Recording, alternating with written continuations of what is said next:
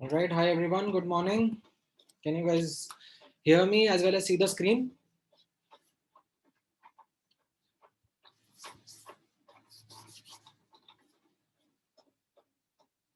All right. Chalo. Badhiya hai.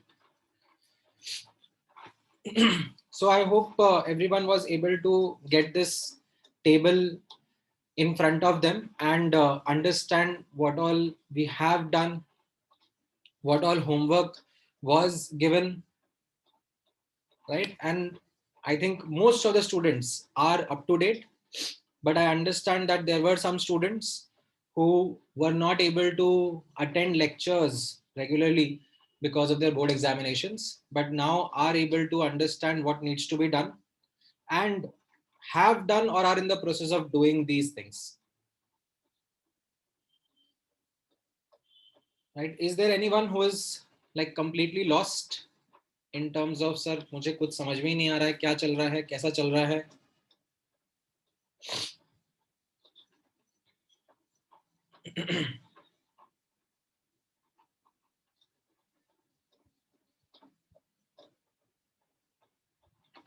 हाँ मतलब the idea was सी वो हो जाता है मतलब स्टार्टिंग में थोड़ा सा एक क्योंकि आपने उस टाइम पे लेक्चर्स अटेंड नहीं करे तो एक ये गैप जरूर रहता है बट आई थिंक अभी गिवन स्टार्टिंग में हम लोग आराम से चलेंगे स्लो चलेंगे तो you should be able to get an ample opportunity to do all the cover up right and specially ये वीक का फोकस आप लोगों का केमिस्ट्री का कवर अप चल रहा है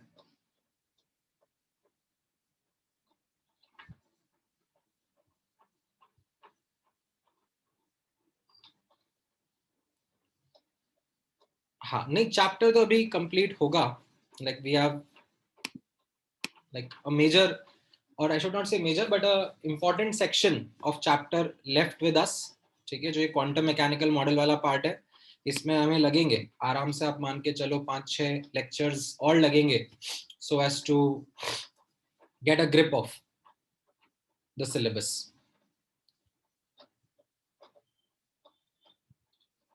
ठीक है हाँ हाँ ठीक है अब ये जो टॉपिक्स यहाँ पे लिस्टेड थे राइट इनकी रिकॉर्डिंग्स एज वेल एज इनके नोट्स ये आप लोगों के साथ ग्रुप पे शेयर किए हुए थे in fact some of the students also made playlist of the videos of the recordings that I had shared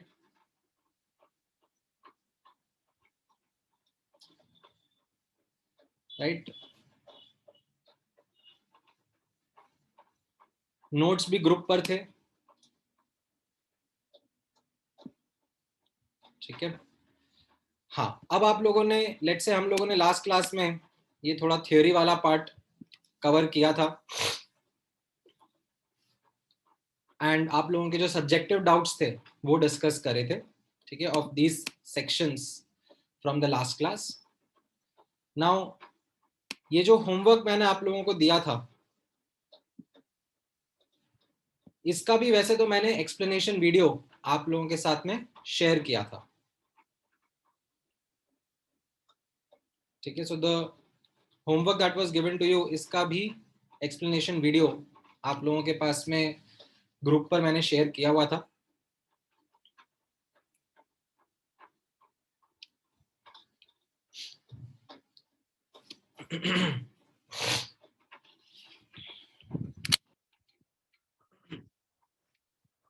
otherwise also हम लोग अभी भी डाउट डिस्कस कर लेंगे, लाइक रिकैप सेशन जो है इसका पर्पस यही है, so as to ensure that any additional doubts, any problems are being taken care of.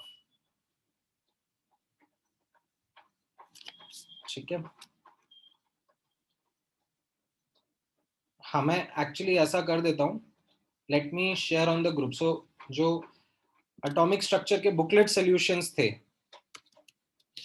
ठीक है, उनका मैं एक्सप्लेनेशन वाला जो प्लेलिस्ट है, ठीक है, वो आप लोगों के साथ में शेयर कर देता हूँ। Generally I don't like would advise कि आप लोग वो प्लेलिस्ट यूज करके इजी एक्सेस मिल जाए आप लोगों को और फिर आप खुद से एफर्ट्स नहीं डालो।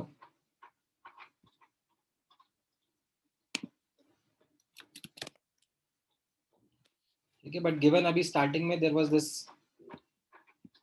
चेंज दैट हैपेंड, तो it's okay, I will share that.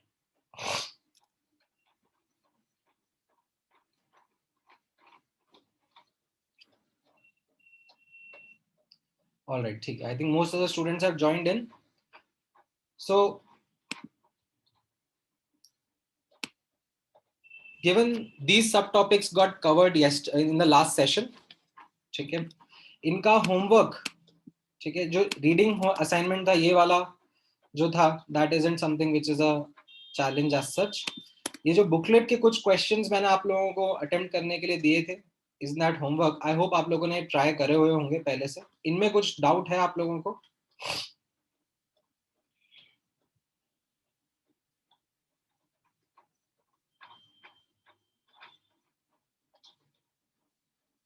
हाँ, न्यूमेरिकल कैलकुलेशंस थोड़ी सी कॉम्प्लेक्स हो जाती है कुछ कुछ क्वेश्चंस में, ठीक है, but that is not something which you will expect in exams.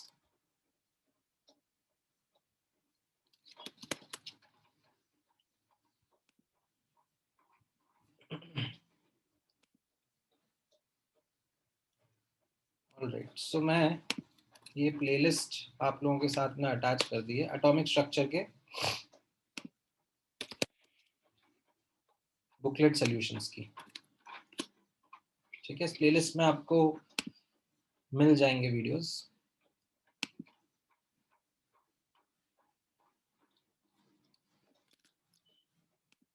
Okay, हाँ, अब आपके कुछ कुछ डाउट्स हैं, राइट, एक एक करके डिस्कस कर लेते हैं। सबसे पहले यस विनायक, बोलो।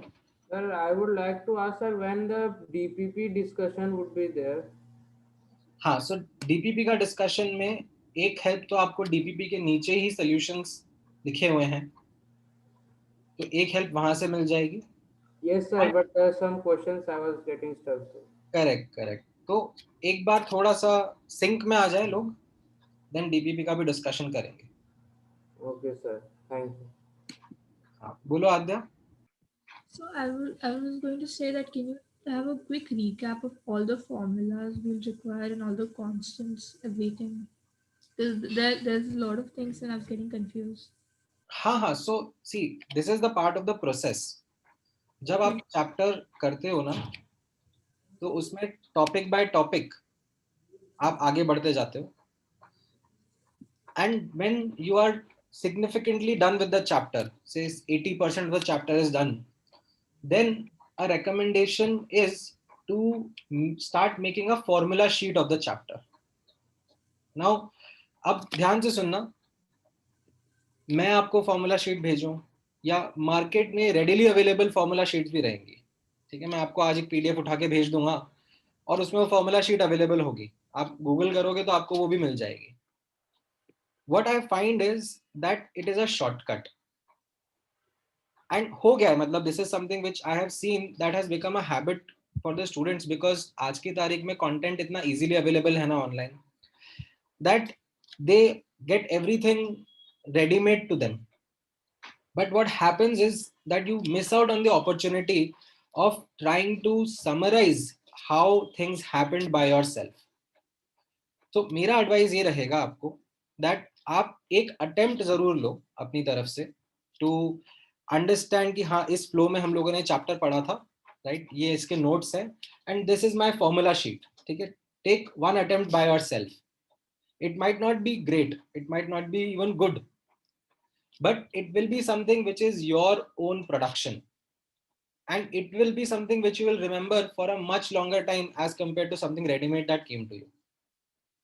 और फिर वो आप चाहिए तो मेरे साथ भी डिस्कस करो, like you can share that formula sheet to me and मैं बताऊंगा कि हाँ इसमें लाइक इतना लेवल ठीक है, इसमें और ये चीज इंक्लूड करने की जरूरत है, राइट.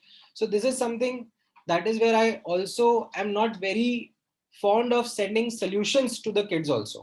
ठीक है, आज की तारीख में अभी वैसे भी हो गया है कि ऐसे बुकलेट का सोल्यूशन आप क्वेश्चन गूगल पे टाइप करोगे आपको उसका सोल्यूशन मिल जाएगा,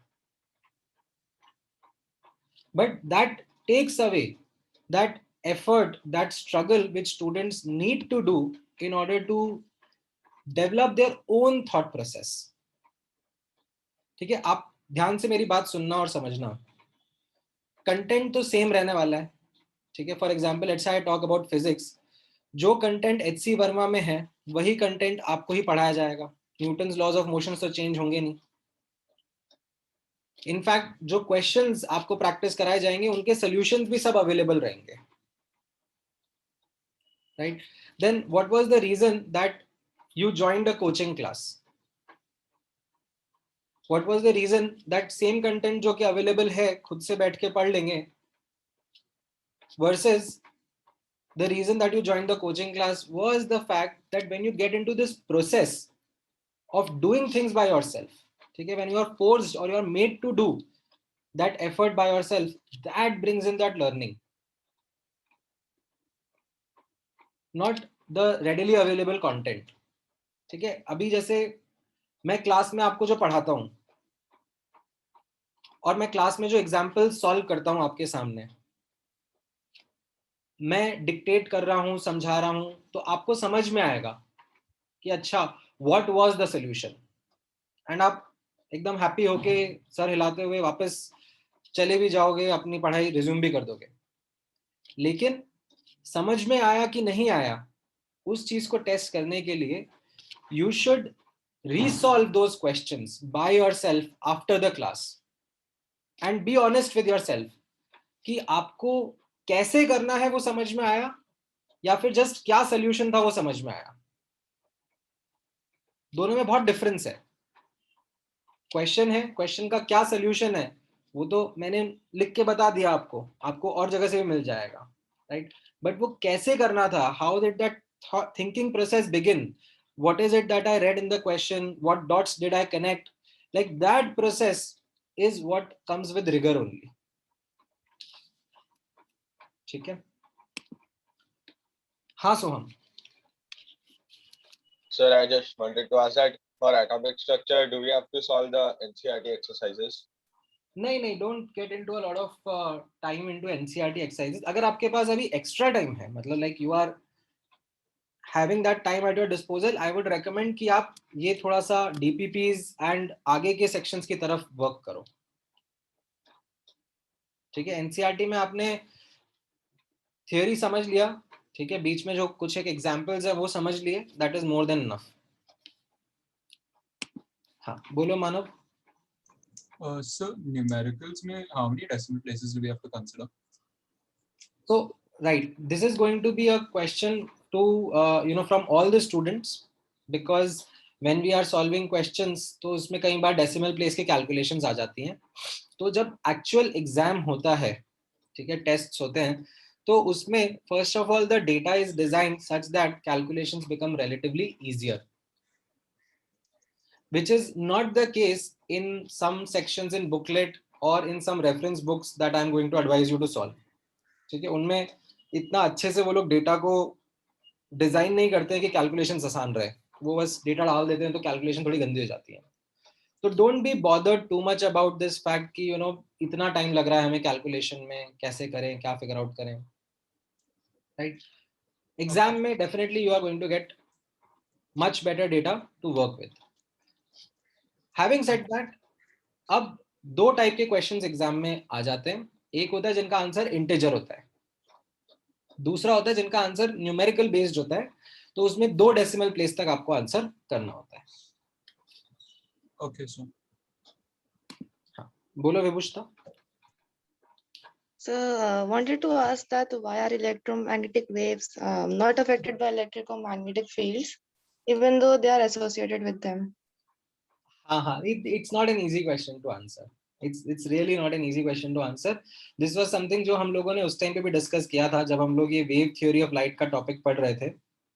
तो मैंने वो इलेक्ट्रोमैग्नेटिज्म और इलेक्ट्रोमैग्नेटिक रेडिएशंस का जो टॉपिक था, ठीक है, उसमें मैंने आप लोगों के साथ में ऑलमोस्ट आधा एक घंटा स्पेंड किया था, मेकिंग यू अंडरस्टैंड कि इसमें दीज आर सर्टन प्रॉपर्टीज, ठीक है, जो कि लिखने के लिए वहां पे लिखा दी गई है, बिकॉज वही चीजें एनसीईआरटी की टेक्स्ट बुक में भी हैं, right? But to understand what electric field is, what magnetic field is, and how they are associated with each other, and how this accelerating charge produces an electromagnetic wave is something which is much higher level of physics as compared to even what you will study for JEE Advanced.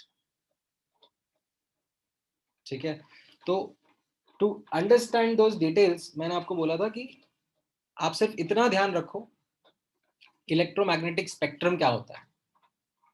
There are waves और radiations of different wavelength and frequency, उनके ये नाम रहते हैं, जिसमें visible region का ये range रहता है, एंड विजिबल के अंदर the colours are in the following order of increasing wavelength और फ्रीक्वेंसी। ठीक है, बाकी the couple of important properties which were there of these electromagnetic radiations, they are all traveling at the same speed in vacuum, right? And what they are, ठीक है, बाकी उसके अलावा जो ये प्रॉपर्टीज हैं, like they aren't affected by an external electric and magnetic field, and बहुत सारी प्रॉपर्टीज होती हैं वैसे लाइट की, मतलब जैसे आप पढ़ते हो light travels in straight line, right, but actually it is bent by the space time curvature और it follows the space time curvature. अब वो सब चीजें ऐसी है कि बोलने के लिए सब अच्छा लगता है, सुनने के लिए अच्छा लगता है, बट लाइक उसके पीछे का background isn't something which is easy to grasp in the start itself. ठीक है, Okay, sir. हाँ, तो अभी के लिए don't get much into those electromagnetic waves का origin and in-depth knowledge, otherwise आप like निकल जाओगे चैप्टर के फ्लो से, निकल जाओगे बाहर। हाँ, बोलो Arnav. Yeah, so I just wanted to know the basic books we need right now for chem. अभी के लिए तो मैंने आपको बताया ना कि एनसीईआरटी एंड बुकलेट पे आप फोकस करो। Okay, sir. ठीक है, once you are accustomed to this problem solving techniques, the way in which we are going to deal with chapter, क्योंकि आप इसके पहले कैसा था ना, 10th क्लास तक आप लोगों का मेजर फोकस होता था थियरी एंड से some part of problem solving, you can say 50-50 type का रेशियो रहता होगा। Yeah. अभी ऐसा रहेगा that 80%, more than 80% will be problem solving। Theory में इतना घुसना नहीं होगा आपको, तो थ्योरी में आप लोगों को क्लास में बताऊंगा और थोड़ा बहुत एक्स्ट्रा जो बुक से रीड करने के लिए बोल दूंगा वो रहेगा, बाकी प्रॉब्लम सॉल्विंग के लिए I will be asking you to do a lot more. So insert books we can like get the soft copies from like online. I don't think so, मतलब सम ऑफ द बुक्स का मिल सकता है। Okay, so that won't be provided by Pace, right? Pace will only provide the booklets and all. So देखो, booklet itself is a curated content Yeah. which is kept in a manner that there is a learning curve, like you do, एक जब भी कुछ नई चीज सीखते हैं तो you understand that there is a learning curve. So that learning curve is built into the booklet, that you do these exercises, you do these questions first, and then you increase your level and then move on to the next variety and so on and so forth, right? So that is the way in which the booklet is designed. Now once you get comfortable with the booklet, you are able to understand कि हाँ अभी मेरा booklet अच्छे से हो गया है, right?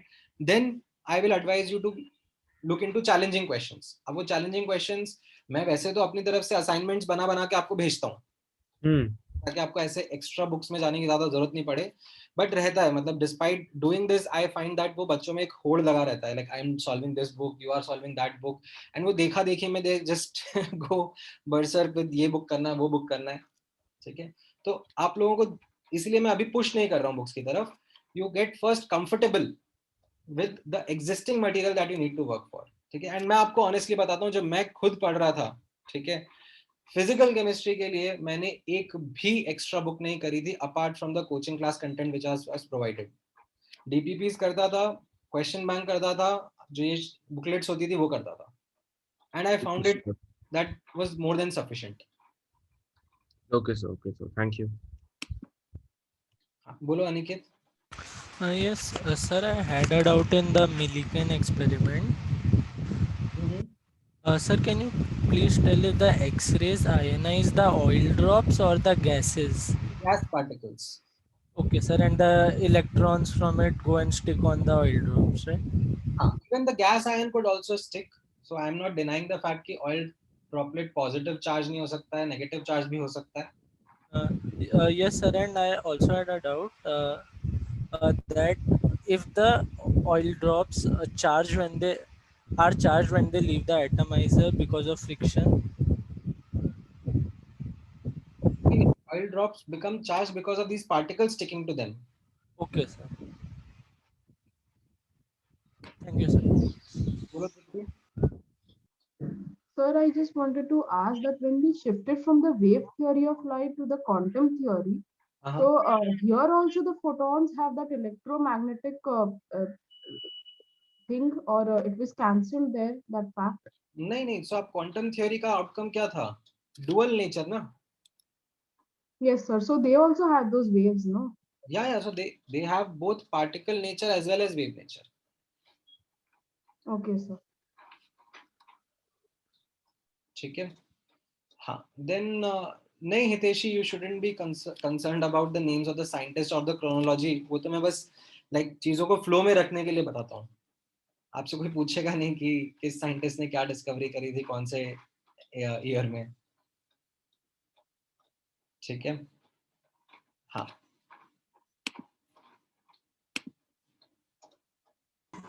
Hello, sir. हाँ बोलो देवांशी.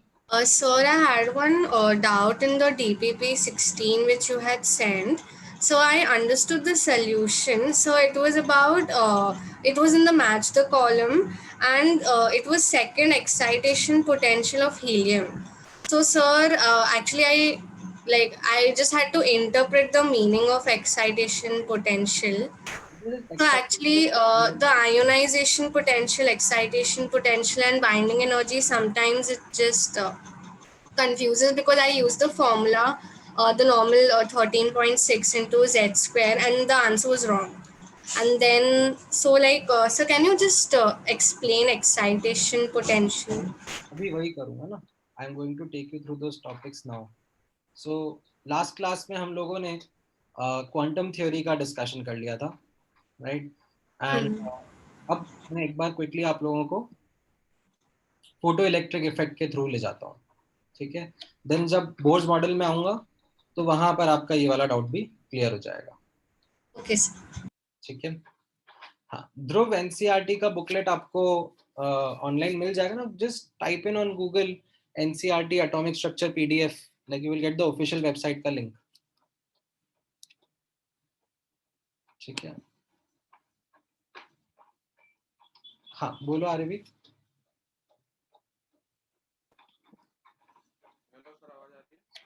नहीं तुम्हारी आवाज बहुत धीरे है, like almost can't make out.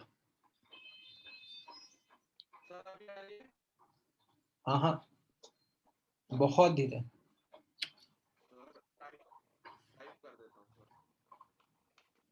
हाँ बोलो गौरव. Sir, I wanted to ask, like here we use the metals rubidium, potassium, cesium. Here it is written that when certain metals, sir. So, what is the work function dependent upon? Like, except the type of metal, what property of the metal is it dependent upon? So metals में भी कैसा रहता है, जो electrons present होते हैं atom में, right, they are present in a configuration. ठीक है, जो आपने शायद बोर्स मॉडल में पढ़ा होगा. Yes, sir. So some metals have a configuration such that their electrons are loosely bound. तो Yes. जैसे ये एग्जांपल है पोटेशियम, रुबिडियम, सीशियम के, तो इनके इसमें कैसा है that the atoms are so loosely bound that they can be easily ejected by visible light also. जो विजिबल लाइट है जिसका फ्रीक्वेंसी इजंट दैट हाई, वो भी इजेक्ट कर सकता है. Yes, sir.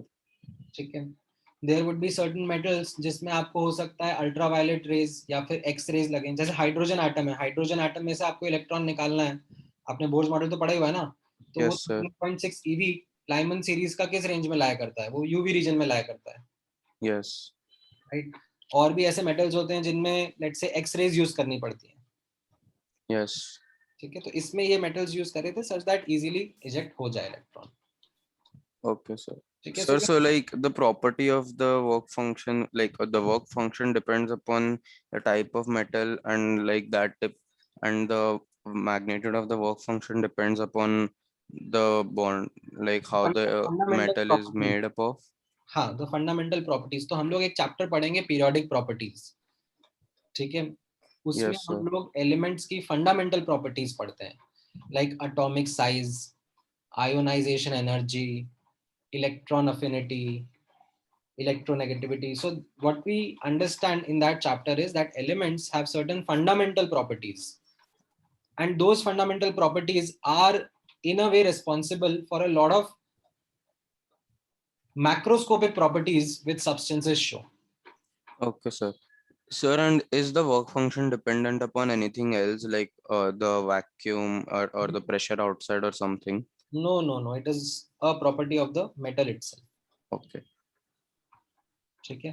तो मैं एक बार क्विकली एक्सप्लेन कर देता हूँ फोटो इलेक्ट्रिक इफेक्ट क्या है, फिर मैं आप लोगों के और भी आगे के डाउट्स लेता हूँ. ठीक है. तो यहाँ पर this was the setup. You had an incident light on a metal surface, electrons getting ejected, and this was called as photoelectric effect. Okay, now to kind of observe and understand this effect, ये setup required था जिसमें vacuum में ये सब चीजें रखी थी so that the ejected electrons can easily reach the other side, come onto this collector plate or detector plate and complete the circuit so that we can observe the flow of electrons through current. ठीक है. Because हम लोग electrons ऐसे देख तो सकते नहीं है, we can't see them directly. And इसके बारे में then the explanation that came, ठीक है, how wave theory wasn't able to explain it, वो सब अपनी जगह है, but what is more important is the explanation that came from quantum theory of light.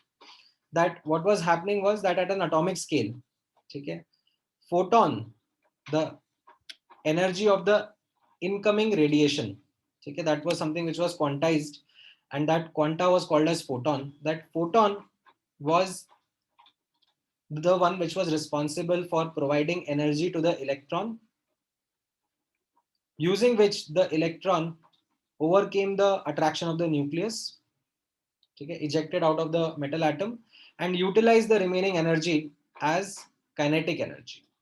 Right. So हम लोगों ने ये equation देखा था which became the most important equation in this subtopic of how things were happening at an atomic scale. Right, there was one photon, one electron based equation. That energy of photon is being used in two ways. One, to eject the electron out of the atom, and the remaining gets imparted to the electron as its kinetic energy. Right. The word max was used with kinetic energy because of the fact that we understood or we assumed that there is no other form of loss of energy. Right. Now, अब इसमें depending upon questions में कैसा data मिलता था, मैंने आप लोगों को बताया था that energy of photon can also be written as h nu और hc by lambda. How can work function be written? It can be written as h nu naught or hc by lambda naught. ठीक है, where nu naught and lambda naught represented threshold frequency or threshold wavelength. Right? These terms had their separate definitions. Threshold frequency was the frequency below which photocurrent is not observed. Right? So this is the frequency which is characteristic to the metal itself. That इसके नीचे अगर अपन radiation throw कर रहे हैं तो metal में से electrons नहीं निकलेंगे. And similarly for threshold wavelength it was the maximum wavelength, ठीक है, above which photo current was not observed. As in इस वेवलेंथ से और ज्यादा वेवलेंथ का फोटोन आप भेजोगे तो उसकी एनर्जी सफिशिएंट नहीं रहेगी टू इजेक्ट द इलेक्ट्रॉन. ठीक है, सो ये इसका एक बैकग्राउंड था, थ्योरेटिकल पार्ट था. मैं एक दो क्वेश्चंस भी आप लोगों के साथ डिस्कस कर लेता हूँ, बट बिफोर दैट इसके थ्योरेटिकल पार्ट में अगर किसी को कुछ क्वेश्चन पूछना है तो लेट्स लुक एट इट. हाँ आर्यवीर, आपका क्वेश्चन इससे रिलेटेड है?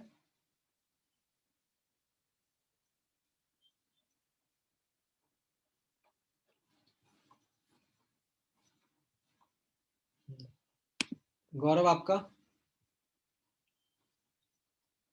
Oh, sir, I just forgot to raise to take my hand down. हाँ ठीक है. मानव?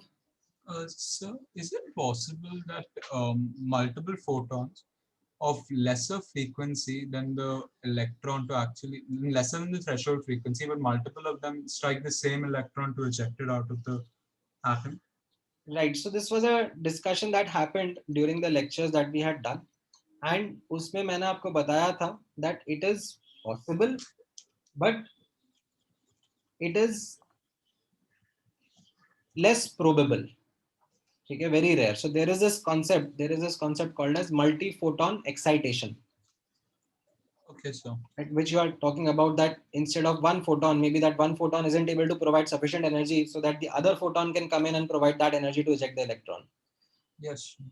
The thing is that it is highly unlikely. Okay, sir. ठीक है. हाँ बोलो Sherwin. Yes, sir. Sir, can you just scroll up a bit in that diagram? ये. Yes, sir. So in this, the electrons will not get ejected in the same direction, right? मतलब ऐसे burst होगा ना, नीचे भी आ जाएंगे ऊपर भी चले जाएंगे, ऐसा कुछ नहीं है कि मतलब सबके सभी लाइक सामने के सामने ही आ जाए. there is a math to the in fact आप अभी तो नहीं पढ़ोगे, फिजिक्स में 12th क्लास में वापस से ये फोटो इलेक्ट्रिक इफेक्ट आपको पढ़ाया जाएगा. ठीक है, तो उसमें जो ये मेटल का सरफेस एरिया है that will also be something which will be included in calculations जब आप 12th क्लास में वापस से टॉपिक पढ़ोगे. ठीक है, अभी के लिए नहीं रखा यहाँ पर इस चैप्टर में, अभी स्टार्टिंग में वो कॉम्प्लिकेशंस इंक्लूड नहीं करें. Otherwise there is something called as photon efficiency. Not all photons are able to eject electrons. तो वो चीज जो है वो बाद के लिए रखी है, अभी चीजें सिंपल रखी है for you to understand easily. हाँ बोलो Rishabh. Sir, the photoelectric effect में de-excitation or excitation can only occur when the energy of the photon is corresponding to energy gaps between successive orbits, or it is greater than work function for that metal. Yes. Okay.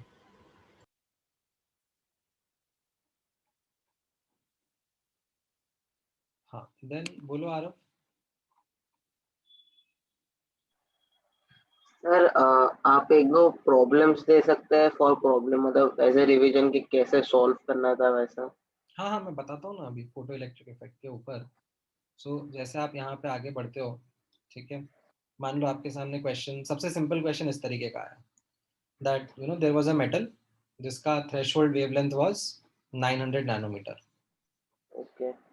ठीक है, and we are striking on radiation of wavelength 300 nanometre. Yes. So what would be the speed of the fastest electron that gets ejected? तो हम लोग अपनी ये equation apply करेंगे. Energy of photon is equal to work function plus kinetic energy of the ejected electron. अब energy of photon को मैं hc by lambda के फॉर्म में लिखना चाहूंगा क्योंकि लैम्डा का डेटा दिया है, राइट. एंड वर्क फंक्शन भी मैं hc बाय लैम्डा नॉट के टर्म्स में लिखना चाहूंगा बिकॉज डेटा उसका दिया हुआ है. And then mass of electron मुझे पता ही है तो उससे फिर मैं v कैलकुलेट कर लूंगा. ठीक है, although the calculations are pretty, but as you can notice that the speed of the electrons comes out to be quite high. That means the phenomena happens almost instantaneously. Thank you sir. Sir ऐसा एक problem हो सकता है कि हम लोग कर सकते हैं ऐसा. हाँ हाँ, तो वो होमवर्क इसीलिए तो दिया है ना मैंने आपको, राइट? जैसे ये वाला क्वेश्चन चलो आप ट्राई करना चाहते हो तो कर लो. इन द मीन टाइम मैं बाकी लोगों के डाउट डिस्कस कर लेता हूँ. ठीक है, एंड मैं इसका आंसर भी रब कर देता हूँ. Just give me 1 moment, let me रब द आंसर.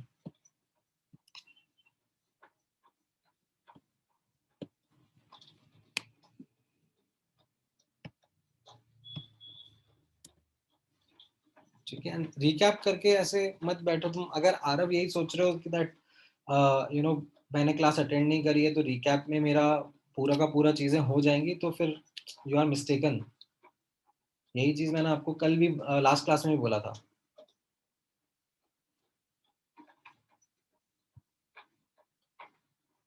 है ना? Then there is a doubt. हाँ बोलो Nehal. So I had a doubt relating to photoelectric effect in some quiz you had sent. So there was a question, it said photoelectric effect supports quantum nature of light because, and there was multiple options correct. And so there was one option which said even when the metal surface is faintly illuminated, the photoelectron leaves the surface immediately. So like, wasn't the fact that there was no time delay like before the quantum theory, like theory of light also, like it didn't support the quantum nature of light. Like, नहीं, so what that option का focus was, जैसे हम लोगों ने photo electric effect के बारे में कैसा पढ़ा था, मेटल है एंड इंसिडेंट रेडिएशन. अब इंसिडेंट रेडिएशन का फ्रीक्वेंसी मान लो लेस एनर्जी का है. It is so I understood that, and there was another option which said that only there's a minimum frequency below which no emission of photoelectron is possible. So there was like that was another option. So that's true, but I didn't understand why this one is true. हाँ, so वही मैं आपको explain कर रहा था that even if, ठीक है, let's say the frequency of the incident radiation, it is greater than the threshold frequency. That means the photons are capable of ejecting the electron. ठीक है, बट हम इसका इंटेंसिटी कम रखेंगे. इंटेंसिटी कम रखने का मतलब क्या हो गया? Intensity was as I had described before as well, energy per unit area per unit time, and energy was n times h nu, right? Number of photons into energy of each photon. So what that option was trying to say was that if a photon is capable of ejecting electron, and even if you are throwing lesser number of photons, still they will be able to eject the electrons. And so that's what I was talking about, the time lag. हाँ नहीं, so time lag तो पहले भी नहीं था, बाद में भी नहीं था. Time lag wasn't the problem, which even like wave theory wasn't like trying to answer in the first as a first problem. Okay, the first problem which wave theory was facing challenge with was that wave theory के हिसाब से ये चीज तो थी नहीं, just ये था intensity is equal to energy per unit area per unit time, right? And this energy was related to the frequency according to wave theory. So if I had a low intensity beam, that means wave theory के हिसाब से it had lower energy.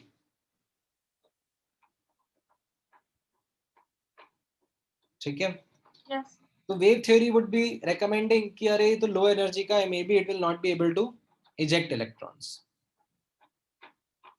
Or maybe if it is able to eject the electrons, then those electrons might not be energetic enough to show photocurrent.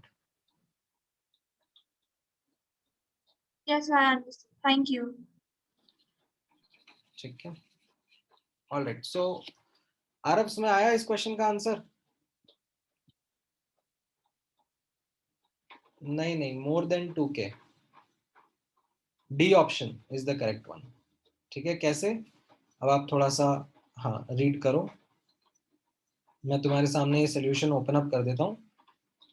Try and see what is it that you made a mistake on, and then discuss कर लेंगे. हाँ बोलो RV. Hello sir, अब आवाज आ रही है? हाँ sir मैं ये पूछ रहा था कि सर आप वो फॉर्मूला शीट की बात कर रहे थे, वो कहाँ मिलेगा? क्योंकि सर अभी मैंने 3-4 बार नोट्स रिवाइज कर लिए हैं, और अब नोट्स रिवाइज करने बैठता हूँ तो एक साइड से दूसरे साइड, मतलब स्टार्टिंग से एंड तक पहुंचते पहुंचते 2 घंटे लग जाते हैं. तो जितने बार क्वेश्चन सॉल्व करने बैठूंगा उतने बार तो सर नोट्स रिवाइज नहीं कर सकता ना. तो एक 15 मिनट की फॉर्मूला शीट चाहिए कि जो जल्दी से जिससे रिवाइज हो जाए. तो वो कहाँ मिलेगी सर, जो आप बोल रहे थे? चाहिए नहीं, बनानी है. अच्छा, खुद ही बनानी है क्या? हाँ ओके सर, ठीक है. हाँ मानव. So when the photoelectric effect is going on, do we see any sparks? Because electrons are traveling. So do we see any sparks? नहीं, बिल्कुल नहीं. This is something which is a very like simple experiment. इसमें ऐसा कोई high potential difference वगैरह नहीं लगाना होता है. It is something which like you can't even detect unless you have sensitive instruments. मतलब ऐसा नहीं है कि आपने यहाँ पर हाथ लगा दिया इस सर्किट में आपको शॉक लगेगा. ऐसा नहीं होगा. This is a very faint, very sensitive ammeter to be used over here, because we are just using incident light and electrons are getting ejected and then traveling this circuit. Okay, sir. Okay, so much less quantity of electrons as compared to what you would see in that cathode ray tube. उसमें तो कैसा है, high potential difference apply करके we are like creating kind of an electron gun or an electron beam. Yeah. Okay, sir. हाँ बोलो Sherwin. Sir, can you observe green glow in that tube? Just like नहीं, cathode ray? बहुत faint current है, इतना नहीं दिखेगा, highly unlikely दिखेगा. Okay. हाँ बोलो प्रकाश.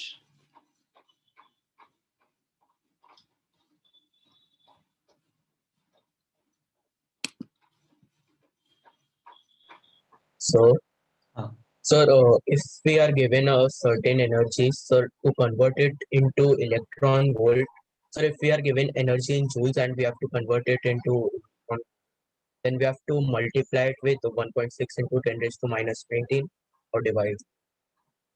आप देखो ना, 1 EV is equal to इतना जूल्स. तो इसमें अगर मैं आपसे पूछूं that 1 joule is how much EV, तो आप क्या करोगे? क्रॉस मल्टीप्लाई करोगे ना. Sir, divide. Sir. मतलब ये यूनिटरी मेथड हो गया ना. मतलब Yes, sir. Yes, sir. अभी 1 upon 1.6 into 10 की power minus 19 EV will be equal to 1 joule. Yes, sir. Sir, I got confused in one of the FPS section. So, हाँ नहीं ठीक है, वो प्रैक्टिस करते जाओगे तो धीरे धीरे सब कंफ्यूजन क्लियर होते जाएंगे. So yes, this was electron volts, a unit of energy that is something which becomes handy in problem solving in questions many times when we are using or solving questions of photoelectric effect, right? तो इसमें EV होता क्या है, उसका definition कैसा था, and how it is to be understood. ठीक है, ये एक मैंने आपको aspect बताया था. ठीक है, जिसमें I had given this piece of information to just remember in simple terms that अगर कोई charged object, ठीक है, if a charged object is placed in a potential difference of V volts, right, then the change in its kinetic energy delta Ke should be equal to mod QE. ठीक है, बस उतना सा मैंने आपको बोला था ध्यान रखने के लिए. सो उसके बेसिस पर we are able to simplify a lot of problem solving. I think next lecture में यहाँ पर हम लोगों ने देखा था. हाँ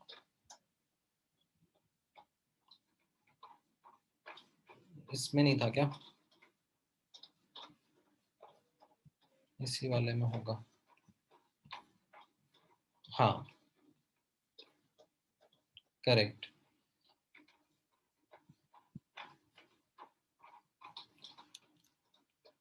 हाँ हाँ, सो इसमें मैंने आप लोगों को जो बताया था ना, that while solving the photo electric effect equation, ठीक है, ये इनफैक्ट पिछले लेक्चर में जैसे ये वाला जो क्वेश्चन था, like this kind of a question that we did, इसमें what we realised is that the calculation was a bit of a pain, right, ये hc by lambda का calculation. So what is it that I asked you? I asked you to remember this unit of electron volt, ठीक है, and how it helps in faster calculation. So with this,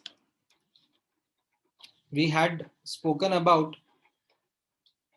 that if I was to write the energy of a photon in SI units, it was hc by lambda. Now in joules अगर आपको लिखना है तो आपको h का SI unit का value substitute करना पड़ता है 6.626 into 10 की power minus 34 joule second. C का वैल्यू पुट करना पड़ेगा 3 into 10 raised to the power of 8 metre पर सेकेंड, राइट, एंड लैम्डा का वैल्यूज आपको पुट करना पड़ेगा मीटर में. ये सब आप जब पुट करोगे तो आपका आंसर आएगा एनर्जी ऑफ फोटोन का एज और in the units of joules. और you can do easier calculations when you have to write this energy of photon as hc by lambda. You can write it to be as 12400 upon lambda in angstrom. ये आप जब put करोगे तो आपको ये energy of photon ऐसे electron volts के unit में दे देगा, ठीक है. And this is what we had then used in subsequent examples, ठीक है. जैसे फॉर एग्जांपल ये क्वेश्चन था दैट इंसिडेंट रेडिएशन का वेवलेंथ 1240 एंगस्ट्रॉम है एंड मेटल प्लेट का वर्क फंक्शन 2 eV है, राइट. देन आपको काइनेटिक एनर्जी लेट से निकालना है ऑफ इजेक्टेड इलेक्ट्रॉन और you have to determine stopping potential, right. तो हम लोग कैसे वो निकालेंगे, तो हम लोगों ने ये सीखा था that we use the photoelectric effect का equation, energy of photon is equal to work function plus ke max, right. अब इसको पूरे को इलेक्ट्रॉन वोल्ट के यूनिट्स में सॉल्व करते हैं तो energy of photon can be written as 12400 upon lambda in angstrom and work function itself is given in the units of electron volt, so इससे ke max आ जाएगा, right. So you solve and you get ke max equal to 8 eV, right. So this is the maximum kinetic energy possessed by the ejected electron. अब अगर मुझे इस electron को stop करना है, ठीक है, I have to calculate stopping potential. तो स्टॉपिंग पोटेंशियल का कॉन्सेप्ट भी मैंने आपको समझाया था दैट इफ इलेक्ट्रॉन का मुझे स्टॉप करना है तो how much potential difference should I apply. So we used that same concept जो हम लोगों ने अभी ऊपर डिस्कस किया था, that delta K E will be equal to mod Q V, right. So अब अगर मैं इसको डिस्क्राइब करूं दैट हमें K final minus K initial, right, change in kinetic energy. Finally हमें चाहिए इलेक्ट्रॉन रेस्ट पे आ जाए और इनिशियली उसके पास कितना काइनेटिक एनर्जी है 8 eV, यानी कि 8 into 1.6 into 10 की power minus 19 joule, right, should be equal to Q into V, like charge of electron is how much 1.6 into 10 की power minus 19 coulomb,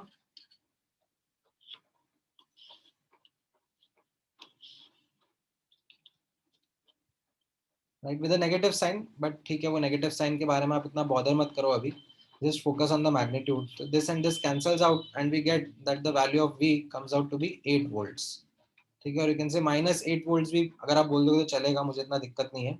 It is because of the fact that this potential difference will help in stopping the electron. It will stop the photocurrent, ठीक है. तो ये हमारा calculation थोड़ा आसान बना देता है. याद आ रहा है ये स्टॉपिंग पोटेंशियल वाला concept, accelerating potential and stopping potential वाला कॉन्सेप्ट.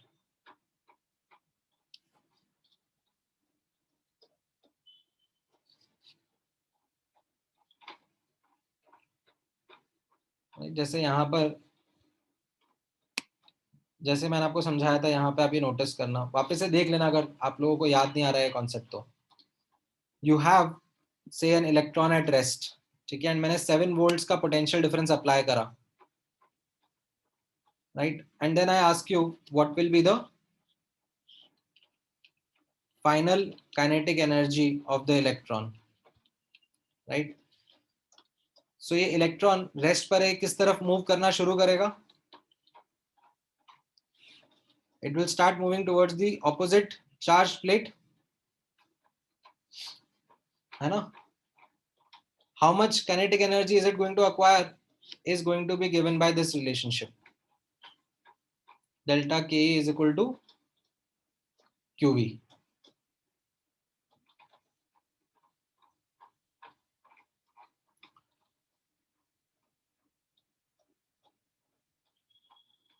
राइट, सो SI यूनिट्स में अगर आप पुट करोगे तो आपका ये जूल्स में आ जाएगा, और इन EV की units this will be your answer, right. उसी तरीके से स्टॉपिंग पोटेंशियल के बारे में भी हमने समझा था, दैट किस तरीके से हम लोग लिखते हैं। So you have say an electron in this situation, initial kinetic energy is 10 eV, right, and we want final kinetic energy to be equal to 0, like we want the electron to be stopped. So how much potential difference should we apply? So वापस से यही logic हमने apply करा था, ठीक है। In fact ये लेट्स से electron left to right travel कर रहा है, और मैं आपसे पूछूंगा कि मुझे यहाँ पर ये पोटेंशियल डिफरेंस कैसे अप्लाई करना चाहिए। You will understand the direction. This should be the positive terminal, this should be the negative terminal, so that it opposes the flow of the electron, ठीक है। एंड जब आप यहाँ पे सॉल्व कर लोगे तो आपका आंसर आ जाएगा, जैसे सेम वही फॉर्मूला से, delta K is equal to mod QV से फाइनल 0 चाहिए, इनिशियल 10 EV था, यानी कि 10 into 1.6 into 10 की power -19 joule, and charge of electron is also the same, so you get the value of V as -10 volts.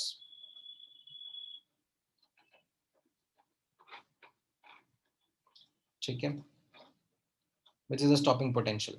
यहाँ पर भी actually मैंने जो रिपोर्ट करा है वो मैग्नीट्यूड कर दिया, मैग्नीट्यूड ऑफ स्टॉपिंग पोटेंशियल डाल दिया मैंने, जस्ट जो लिखा है मैंने यहाँ पे Ke max, so you can say the magnitude of the stopping potential is 8 volts that I have mentioned over here. Otherwise negative sign के साथ हाँ मेंशन कर देते हैं। सो नेगेटिव साइन के साथ मेंशन करने का मतलब यही होता है that this is going to be stopping in nature.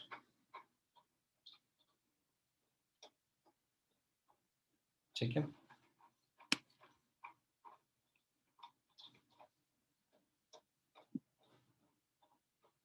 हाँ ठीक है, इसमें कुछ डाउट है? हाँ धन है, कुछ आप डाउट पूछ रहे थे?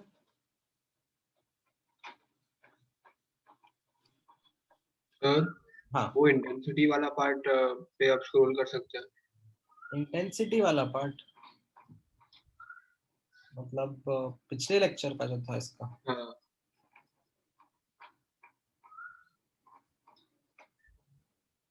लाइक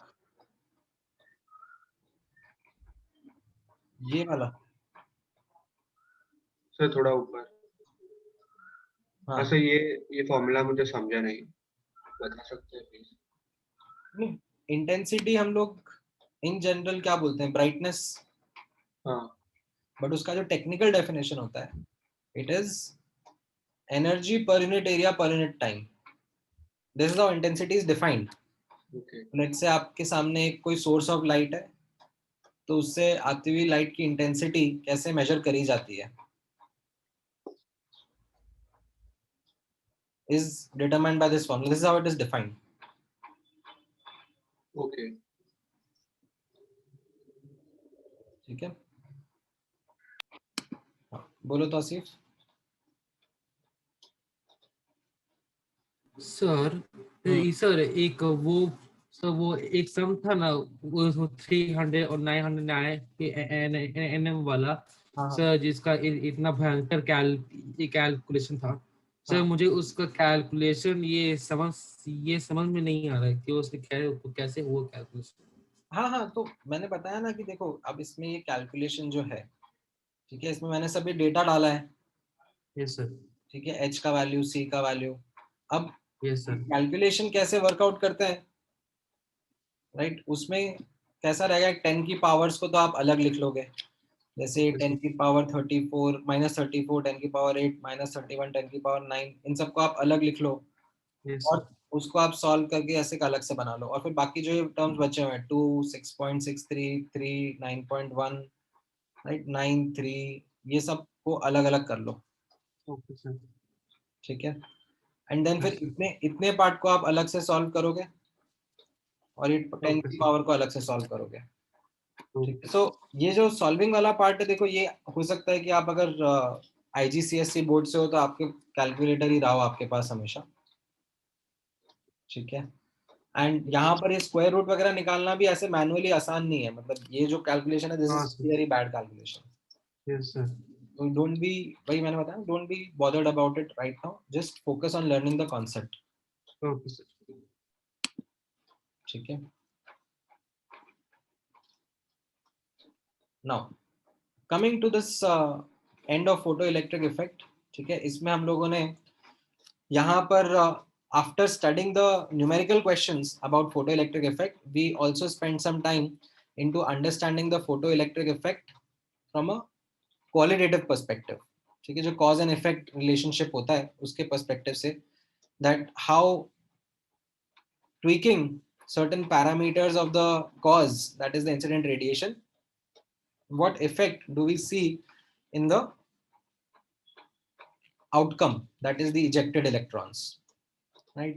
तो हमने यहाँ पर primarily दो parameters tweak करे थे of incident radiation, एक wavelength या frequency and दूसरा था उसका intensity, and by tweaking each of them while keeping the other constant, we tried to understand what effect will it have on the Ke max of the ejected electrons and the photocurrent that we'll observe, right? So इसमें हमें कैसा समझ में आया था, let's say अगर if I keep the number of photons unchanged, ठीक है, इंटेंसिटी का बारे में मैंने आपको बोला था that please make sure that आप ये ध्यान रखो कि इंटेंसिटी को हम लोग यहाँ पर number of photons से relate कर रहे हैं. So if I keep the number of photons unchanged and let's say if I increase the frequency, then what will happen? Kinetic energy of the ejected electrons increases, and इसके लिए हमने ये equation and graphical understanding भी develop किया था. What about the photocurrent? तो इसमें हम लोगों ने, this became a topic of discussion at that point in time. A lot of students were of this opinion that frequency increase करेंगे तो photocurrent भी increase होना चाहिए, because electrons का kinetic energy बढ़ रहा है, so they are traveling faster, right? But उस time पे I helped you understand that it is not the speed of the electron between the plates that matters. Okay, it is actually the number of electrons which are getting ejected is going to make a change in the photocurrent. Since the number of photons were unchanged, the number of ejected electrons were also unchanged. As a result, photocurrent was unchanged. Even if we increase the frequency, we just made more, just made electrons travel faster in the vacuum. ठीक है, हाँ बोलो Mihir. Hello sir. हाँ बोलो। Sir आपने इधर लिखा कि जो डिटेक्टर प्लेट पे इलेक्ट्रॉन्स लिमिटेड आते हैं इसीलिए फ्रीक्वेंसी की वजह से चेंज नहीं होता ना, बट सर सेम टाइम पे अगर हम लोग इंटेंसिटी बढ़ाएंगे तो फिर तो फोटो करंट बढ़ जाता है। बिल्कुल, बट अभी मैंने वही तो बोला ना, जब मैं ये एनालिसिस करता हूँ तो मैं एक पैरामीटर को चेंज करता हूँ, दूसरे को कांस्टेंट करता हूँ। सर बट अगर नंबर ऑफ इलेक्ट्रॉन्स उस पे जो पड़ रहा है वो ऑलरेडी मैक्सिमम हो रहा है तो इंटेंसिटी बढ़ने से भी फिर फोटो करंट नहीं बढ़ना चाहिए ना? नहीं, मतलब एक minute, the number of electrons that are going to come out. और इधर आपने फोटो करंट के नीचे लिखा है कि पॉसिबल इलेक्ट्रॉन्स जो है वो मैक्सिमम हो जाता है इसीलिए नहीं बढ़ता ना। तो अगर मैक्सिमम इलेक्ट्रॉन्स पहुंच रहे हैं तो फिर इंटेंसिटी बढ़ाने से भी और इलेक्ट्रॉन्स नहीं स्ट्राइक करेंगे ना रिफ्लेक्टर प्लेट। नहीं, सो ये जो अभी पॉसिबल इलेक्ट्रॉन्स थे, this was given the fact कि जो हमने इंटेंसिटी डाल रखी है, जो हमने फोटॉन्स डाल रखे हैं, उसके करस्पॉन्डिंग जितने इलेक्ट्रॉन्स डाले हैं वो जा रहे हैं। तो मान लो जैसे पर सेकेंड अगर मैं 100 फोटॉन स्ट्राइक कर रहा हूँ तो 100 इलेक्ट्रॉन्स रीच कर रहे होंगे। Okay sir. ठीक है, अब मैं उसको बढ़ा देता हूँ, पर second let's say 200 photon strike करने लग जाता हूँ, तो और इलेक्ट्रॉन्स रीच आउट कर जाएंगे ना। ओके। ठीक है, एंड ये जो पार्ट था ना, actually this was more to explain the saturation photo current. ठीक है, ये यहाँ पर rather than writing it over here, this was the graph जिसको एक्सप्लेन करते वक्त I was trying to tell you that जब ये फोटो करंट वर्सेस फ्रीक्वेंसी का ग्राफ बनाते हैं, राइट, तो इसमें थ्रेशोल्ड फ्रीक्वेंसी के पहले अगर हम लोग हैं, the incident radiation is less than threshold frequency, तो क्या होगा? There is no photocurrent. It will be a line on the x-axis, right?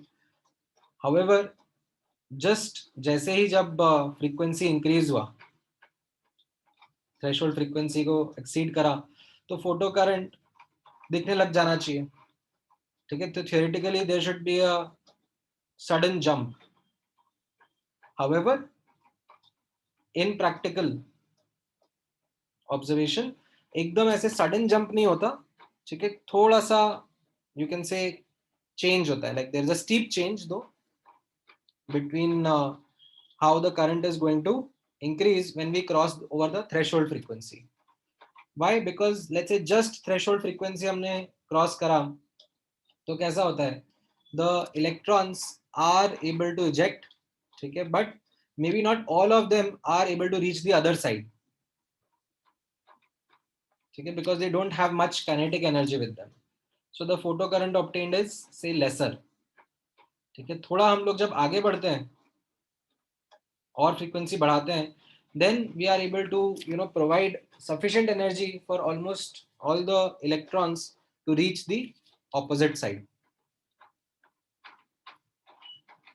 ठीक है, हाँ, saturation current will depend upon the number of incident photons. तो अगर मैं intensity या इंसिडेंट फोटॉन्स बढ़ा देता हूं तो ये सैचुरेशन करंट भी बढ़ जाएगा। ठीक है, हाँ, वैसे लक्ष्मी ये वाला ग्राफ आपको याद रखो ना, ये के मैक्स वर्सेस फ्रीक्वेंसी वाला ग्राफ है। तो इसमें कैसा था, यहां पर अगर थ्रेशोल्ड फ्रीक्वेंसी तक नहीं पहुंचे हम लोग, कम फ्रीक्वेंसी है तो इलेक्ट्रॉन्स इजेक्ट ही नहीं हो रहे हैं, के मैक्स 0 है, राइट। हाउएवर थ्रेशोल्ड फ्रीक्वेंसी के बाद में आप थ्रेशोल्ड फ्रीक्वेंसी अगर बढ़ा आप इंसिडेंट लाइट की फ्रीक्वेंसी बढ़ाते जाते हो तो काइनेटिक एनर्जी ऑफ इलेक्ट्रॉन भी बढ़ता जाएगा, and that relationship is here in front of you, it's a straight line relationship.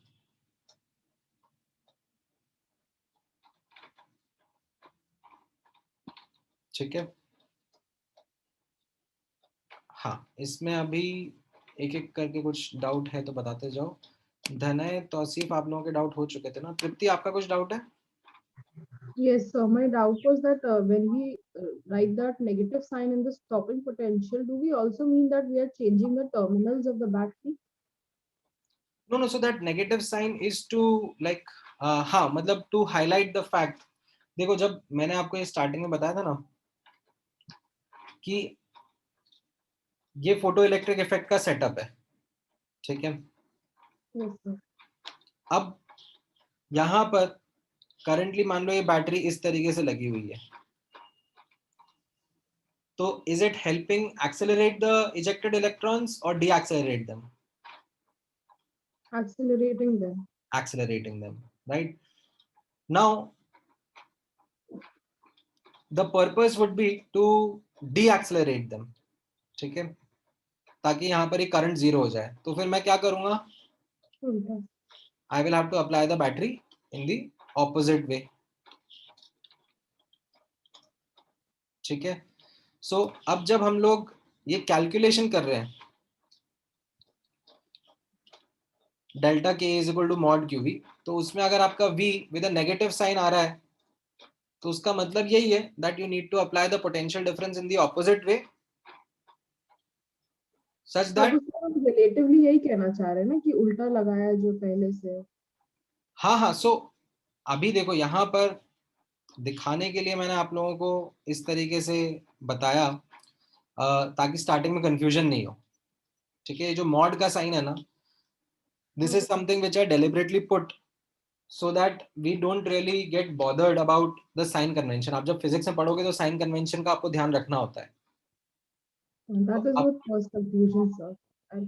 हाँ, so अभी के लिए what I would advise is that you remember this only, that delta k is equal to mod qv. Okay, sir. ठीक है, अब बस इतना ध्यान रखो, अभी साइन कन्वेंशन में जाओ मत, सोचो ही मत। ठीक है, fine, I understand. ठीक है, क्योंकि I have done that exercise of introducing sign convention, but then I realized it was a mistake in one of the previous batches because it is like electric field पढ़ाया नहीं है और अचानक से sign convention बता दूंगा तो फिर बच्चे कंफ्यूज हो जाते हैं, ठीक है। Only few students are able to get that sign convention properly, so that is why in the totality I decided that I will not introduce sign convention, I will not introduce anything else, I will just ask students to remember this basic plain thing that delta k is equal to mod qv, ठीक है। बाकी sign convention physics में आप लोग सीखोगे ही सही जब आप लोग एक्चुअल में इलेक्ट्रिक फील्ड पढ़ोगे, ठीक है। नाउ हाँ, इसके अलावा राइट हम लोगों ने हाँ ये वाला मॉडिफिकेशन देखा था। अच्छा हाँ, एक और डाउट आ रहा है, बोलो श्रवण। Yes, sir. So if I increase the frequency, sir, there is a chance that the second valence electrons will also get ejected inside the electrons in the second valence shell. बिल्कुल बिल्कुल हो सकता है। So the photoelectric means the current will increase automatically. Yes, it will increase. Okay. So the graph will become like a staircase, right? हाँ, but वहां पर हम लोग नहीं जा रहे हैं अभी, इतना हाई फ्रीक्वेंसी, क्योंकि जब एक इलेक्ट्रॉन इजेक्ट हो जाता है ना एटम से, yes sir, दूसरा निकालने में बहुत और ज्यादा एफर्ट लगता है। okay sir, क्योंकि एटम अब पॉजिटिव आयन बन जाता है, तो पॉजिटिव आयन इलेक्ट्रॉन इतना इजीली नहीं छोड़ना चाहता है। yes sir, right, yes. हाँ बोलो अभिनव। Yes. Am I audible, sir?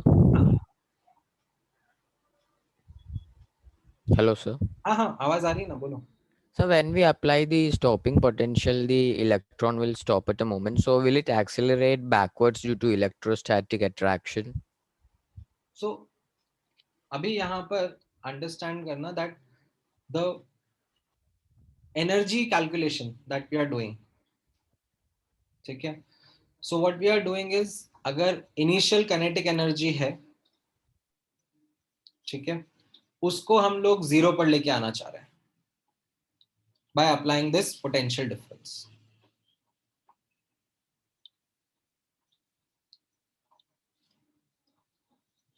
So अगर हमारा electron, let's say like for a moment, and this is again not something which will be relevant, like you have say ejected an electron and वो electron मान लो यहाँ बीच में path में था, ठीक है, and then आपने ये stopping potential apply करा, right? So what we are going to understand is that we have prevented that electron from reaching the detector plate.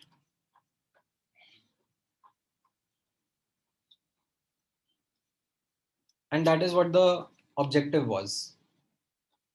Any other electron which will be getting ejected by this incident radiation, that is also being stopped from reaching the other side. ठीक है, बोलो Aarveer. Sir एक बार वो saturation current किस पे depend होता है, एक बार बताइए ना, वो नहीं समझ में आया। इंटेंसिटी पर, like number of incident photons per. ठीक है सर। और sir number of incident photons increase हुआ तो सैचुरेशन करंट इंक्रीज होगा। यस। और के मैक्स को कोई फर्क नहीं पड़ेगा ना? नहीं, वो हमने यहाँ ओके डिस्कस किया था। बोलो Rajdeep. Yes, sir. I wanted to ask that what is saturation current? Saturation current is the current, let's say you have a follow setup in front of you, ठीक है, आपकी कुछ इंटेंसिटी से रेडिएशन आ रही है एंड उसकी फ्रीक्वेंसी अब आप चेंज कर रहे हो, ठीक है। अगर थ्रेशोल्ड के नीचे है तो इलेक्ट्रॉन इजेक्ट होंगे ही नहीं, बट थ्रेशोल्ड या उसके ऊपर है तो इलेक्ट्रॉन्स इजेक्ट होंगे। Now what we are trying to say is that just threshold frequency या उसके आगे जब हम होते हैं, इलेक्ट्रॉन्स इजेक्ट हो रहे होते हैं, तो उनकी kinetic energy isn't good enough for all the electrons to reach the opposite side, and as a result जो करंट आता है वो स्लाइटली लेसर रहता है, ठीक है। तो थोड़ा सा प्रैक्टिकली जब हम फ्रीक्वेंसी बढ़ाते हैं तो इलेक्ट्रॉन्स के पास में सफिशिएंट काइनेटिक एनर्जी आने लगता है so that they are able to reach the other side and produce current in the circuit. Now beyond a point, ठीक है, जब इतना एनर्जी हम लोग प्रोवाइड कर रहे हैं, ऑलमोस्ट जितने इलेक्ट्रॉन्स इजेक्ट हो रहे हैं वो सबके सभी रीच कर जा रहे हैं ऑपोजिट साइड, एंड जितना करंट आ सकता है उतना करंट आ रहा है corresponding to the current situation, उसको हम लोग सैचुरेशन करंट कहते हैं।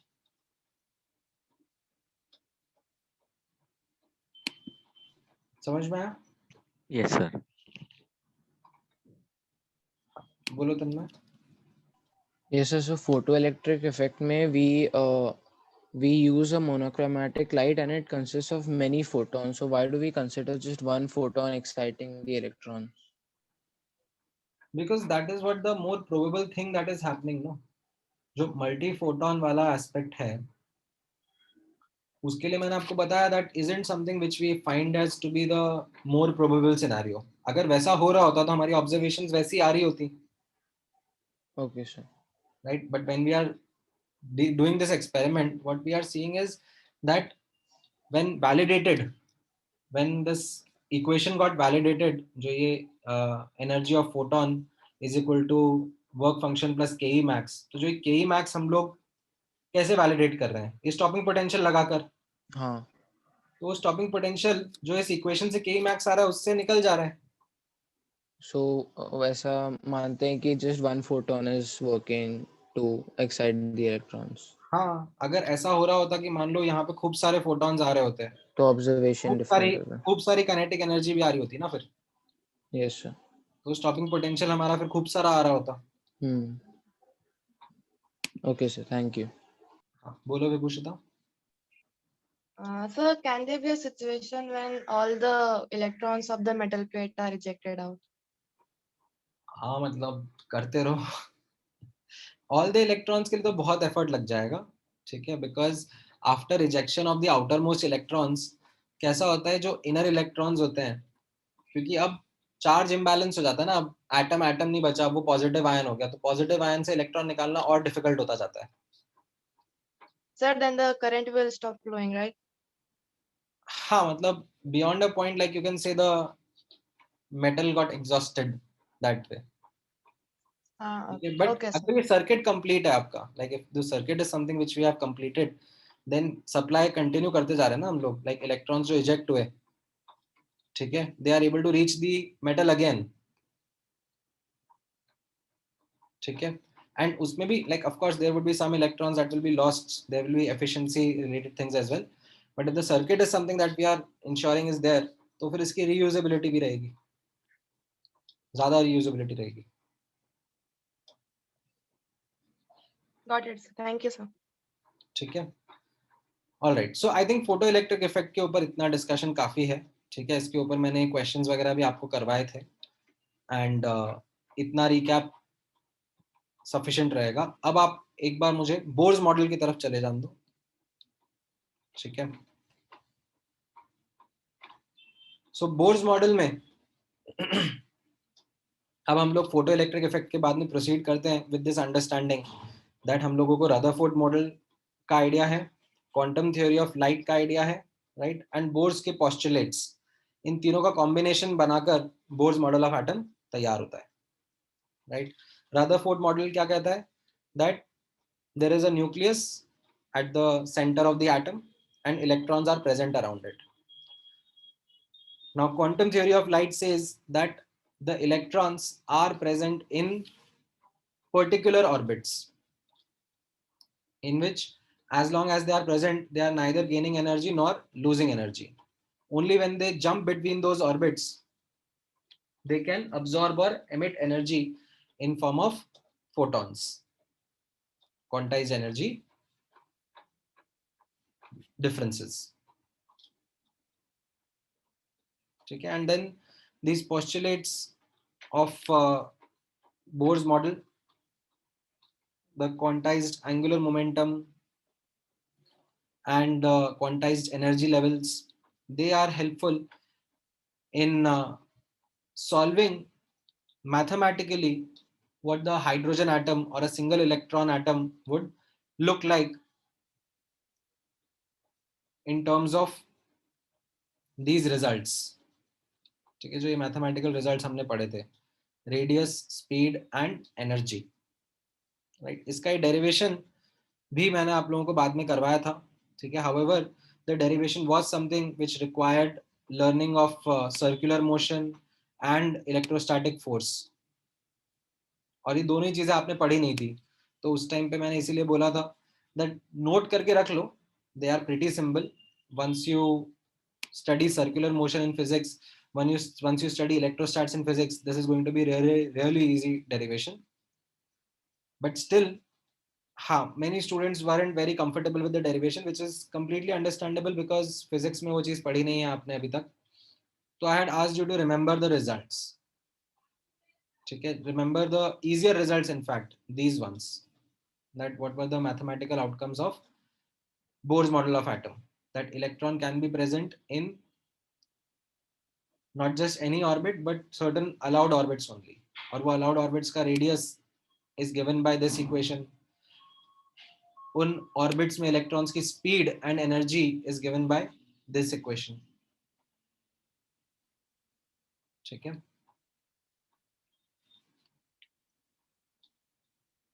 ये वाला पार्ट इतना आपको समझ में आया था? हाँ, इसमें अभी आप लोगों के कुछ कुछ क्वेश्चंस हैं, तो yes, let's quickly address them one by one. सबसे पहले ये आध्या का पहले था I think question. Yes, sir. Like, how do we know that MPR is NH by 2 pi? I was confused in that. Like, इसका derivation? Not, yeah. इसका derivation actually है, मतलब Bohr's model के through ही है. When Bohr solved the model, तब this came out as an outcome of quantization of energy only. Okay. ठीक है, but इसके पीछे का जो एक डेरिवेशन है वो हम लोग डी ब्रॉगली हाइपोथेसिस के थ्रू भी करते हैं. वो आपने देखा था ना, जो complete wave around the nucleus. Yes, sir. Yes, 2 pi r. हाँ, तो वहां से भी आप देखते हो. That is one derivation which we do as part of our discussion. There is another derivation, क्योंकि बोर ने तो सोचा ही नहीं था ना कि इलेक्ट्रॉन वेव है, तो बोर का जो एक और डेरिवेशन था इसका, that was based on the quantization of energy concept. ठीक है, बट वो डेरिवेशन कराते नहीं आप लोगों को because it is a little laborious and not that relevant. ठीक है, मे बी आप जब 12th क्लास में सर्कुलर मोशन और इलेक्ट्रोस्टैट्स पढ़ लोगे तो उसके बाद मैं भेज सकता हूँ, आप लोग देख लेना, पढ़ लेना. हाँ, बोलो निहल. So for the formula of speed of electron is 2.16 into 10 raised to the power 6, but in the booklet it's given 2.18. So which one should we use? नहीं, 2.16 यूज करो. ठीक है, एंड देन हाँ, मानव बोलो आपका क्या डाउट है? Sir quantum theory of light said that all energy is quantized, or only light energy is quantized? It was focused on electromagnetic radiation. Okay, sir. But it implies that all energy is quantized. हाँ, मतलब that is something which can be then extrapolated. Fine, sir. And so, what value do we take for Rydberg constant? Because in Bohr's model, they've given it as 2.18 into 10 raised to minus 18. But when atomic spectrum, they've given it as 109677. नहीं तो वो units पे depend करता है. ठीक है, सो जब atomic spectrum पे हम लोग आते हैं, ठीक है, तो उसमें रिडबर्ग कांस्टेंट का जो मैंने फॉर्मूला आप लोगों को करवाया है, ठीक है, वो मैंने ये वाला करवाया है, that 1/λ is equal to RH Z square into 1/n1 square minus 1/n2 square. ठीक है. Okay, sir. अब इन many other sources, ठीक है, this term is combined. Fine, sir. Rydberg constant would vary for different single electron species. Okay. In that case, but मैंने यहाँ पर क्या करा, मैंने इन दोनों को अलग अलग कर दिया, so that this is something which becomes a constant value. Fine, sir. अब इसका SI unit value is something which is roughly 1.1 into 10 की power 7 meter inverse. ठीक है, और अगर थोड़ा और एक्यूरेटली देखते हैं तो 109678 ऐसा कुछ है सेंटीमीटर इनवर्स. Fine, sir. ठीक है. Otherwise there is a unit of energy also, मतलब रिडबर्ग यूनिट ऑफ एनर्जी भी रहता है. Okay. That is also something which sometimes appears. ठीक है, बट कैलकुलेशंस जब आपको करनी रहेगी रिडबर्ग कांस्टेंट बेस, तो मैं तो यही आपको एडवाइस करता रहूंगा. Okay, sir. ठीक है. इनफैक्ट मैं आपको ऐसे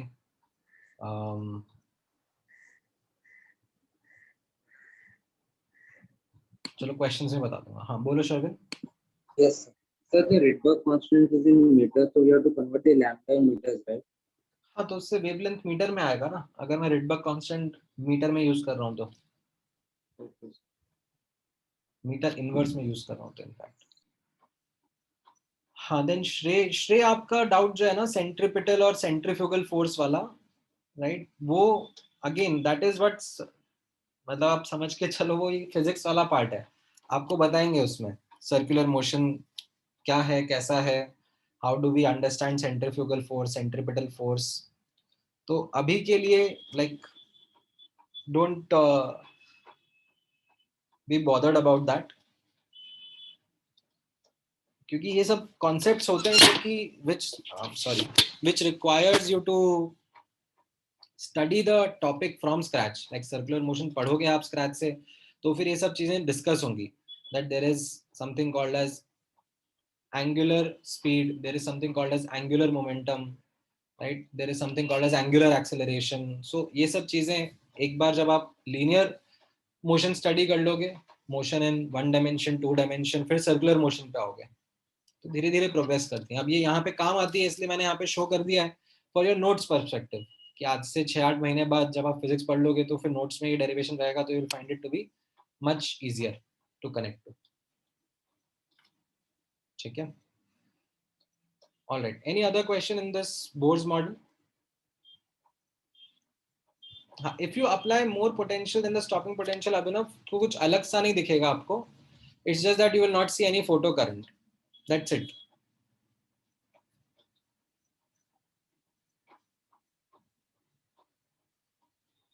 हाँ, अगर आप स्टॉपिंग पोटेंशियल से बहुत ज्यादा अप्लाई कर देते हो, मतलब लाइक किलो वोल्ट्स में चले जाते हो, तो फिर तो आप कैथोड रे ट्यूब एक्सपेरिमेंट करने लग जाओगे ना, tens of thousands of volts में चले गए.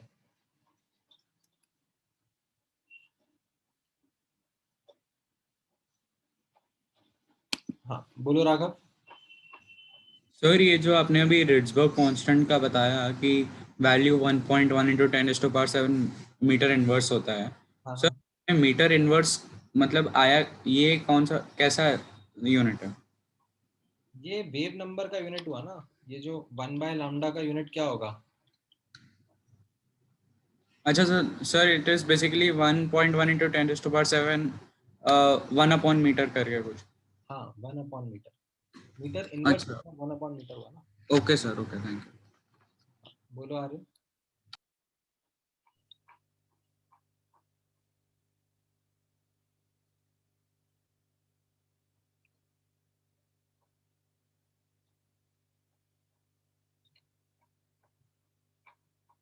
अच्छा ठीक है, बोलो Rishabh. Sir, in the homework for Bohr's model, in the FBO section, answer 29 May, the question was, according to Bohr's theory, angular momentum of electron in any orbit of hydrogen is directly proportional to, and there are options. In the solution, you had given L is equal to MVR May, L proportional to V and L proportional to R is incorrect. Sir, why did you give it like that? हाँ, so वो वाला जो question था ना, that L is equal to MVR, ठीक है, तो L is proportional to V only when R is constant. ठीक है, M तो constant है ही सही. Yes sir. ठीक है, तो मैं L directly proportional to V कब बोलूँगा? When R is constant. ठीक है, Okay. but अगर R constant नहीं है, R भी change हो रहा है, तो फिर मैं डायरेक्टली ऐसे proportionality नहीं establish करूँगा ना. Yes sir. ठीक है, तो इनफैक्ट मैं अब इसको अगर लिखना चाहूँगा that M into V, V हमने कैसा पढ़ा था 2.16 into 10 की power 6 into Z by N. ठीक है, Yes, और sir. R क्या पढ़ा था 0.529 into N square by Z. Z square. Z. तो अब अगर ये कैंसिल आउट हो रहा है Z Z और ये N कैंसिल आउट हो रहा है, तो अब मुझे ऐसा दिख रहा है L is proportional to N. Oh, okay. क्योंकि बाकी सब कांस्टेंट्स हैं, ये M कांस्टेंट है, ये वैल्यू कांस्टेंट है, ये वैल्यू कांस्टेंट है, तो I can write. Yes sir. ठीक है.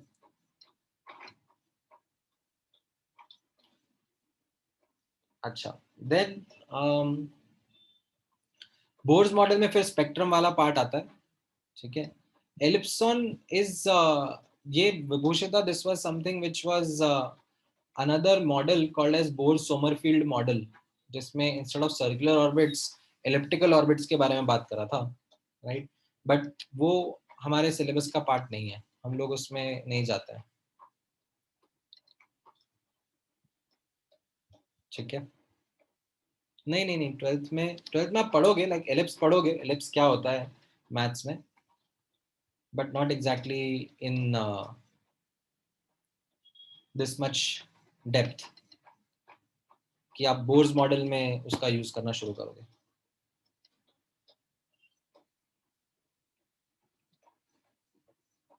हाँ, बोलो आदर्श. सर हम क्वेश्चंस में रेडबर्ग फॉर्मूला की जगह पर आपने जो एनर्जी वाला फॉर्मूला दिया वैसे यूज करके भी निकाल सकते हैं ना? हाँ, वो मैंने सिखाया था ना यहाँ पे. इनफैक्ट मैंने जब आपको ये हाँ वो पता है सर, मैं से पूछ रहा हूँ कि अगर हम दोनों में से वो अगर यूज करेंगे तो ऐसा कुछ फर्क नहीं पड़ेगा ना? हाँ, नहीं ऐसा कोई फर्क नहीं पड़ेगा, दोनों में से सेम ही आंसर आएगा. Okay sir. ठीक है. हाँ, देन ये जो बोर मॉडल के रिलेटेड टर्म्स थी, right, ground state, excited state, ionization energy, excitation energy, ये आई थिंक किसी ने डाउट पूछा था ना स्टार्टिंग में. समवन हैड आस्क्ड कि इनका क्या मीनिंग रहता है, राइट. सो इनका ये डेफिनेशन है. हाँ देवांशी, क्या डाउट था आपका exactly Devanshi? You can raise your hand, I will unmute you.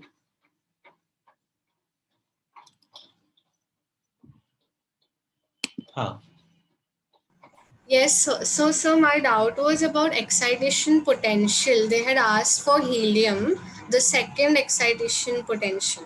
ठीक है, सबसे पहले ध्यान देना, excitation potential and excitation energy means the same thing. Okay. Potential was an older term. Yeah, that's why I got a little confused.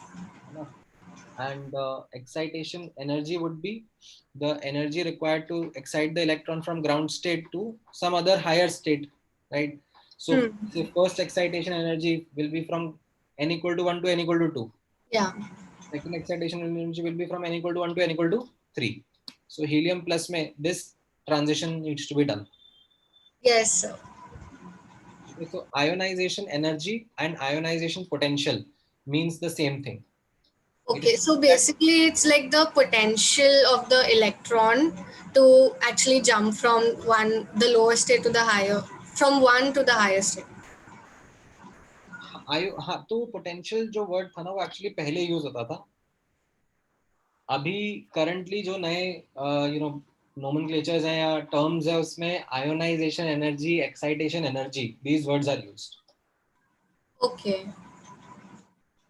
Fine, sir. So it remains the same, right? Because I saw the word potential. That's why I was like. Same ही है, वही same ही calculation आ रहेगा. Hello. हाँ हाँ, right. आवाज आ रहा है Devanshi? Hello. Devanshi, we can hear you. So you can hear me, right? Yeah, so I was saying that the terms are same, right? So the formula, I mean, I applied that only, but I was confused whether it's potential. So that word. Correct. That is what I'm saying कि उसमें you don't need to bother about it. Ionization potential मतलब ionization energy use कर लेना. Excitation potential मतलब excitation energy use कर लेना. Okay, thank you. ठीक है. Okay. Then क्या पूछ रहे हो लक्ष्मी? ये नोट वाला ना? हाँ, this was something जो मैंने अलग से बताया था. हाँ, this was more of an advanced kind of and a topic जो बोर्स मॉडल के अंदर मैंने आपको बताया था that when spectrum of hydrogen and deuterium were observed, तो उनके बीच में slight difference था. ठीक है, although दोनों के लिए तो same he number of protons है और same he number of electron है, राइट? तो बोर्स मॉडल के हिसाब से तो दोनों का स्पेक्ट्रम सेम आना चाहिए, राइट?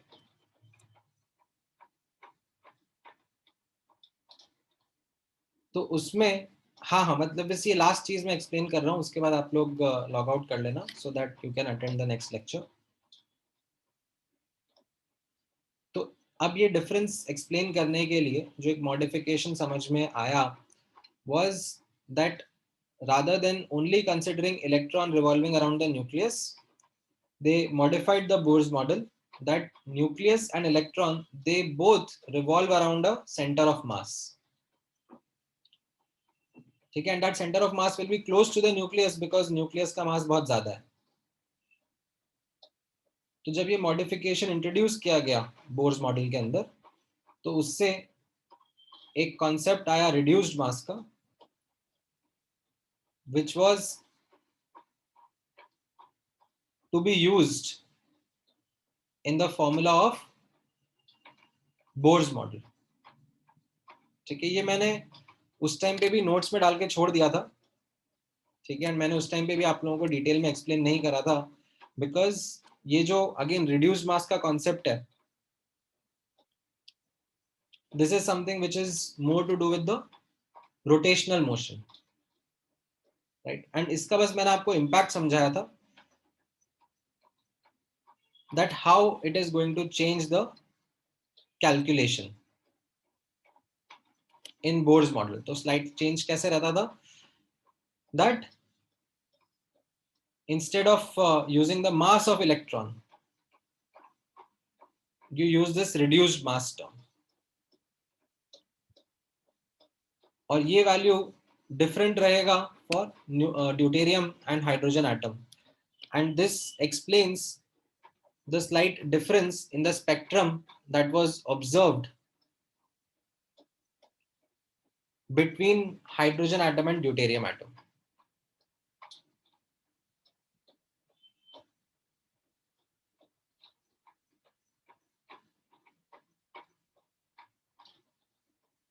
हाँ हाँ, सो वहां पर मानव का क्वेश्चन यही है कि sir isn't the mass of the atom almost the mass of the nucleus? That is why the center of mass is very very close to the nucleus. ठीक है, that's why I have drawn the blue dot over here.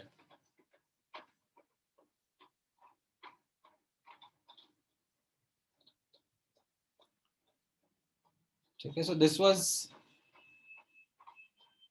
a modification that was done to help explain. हाँ हाँ, so वापस से देखो, ध्यान से समझ लो,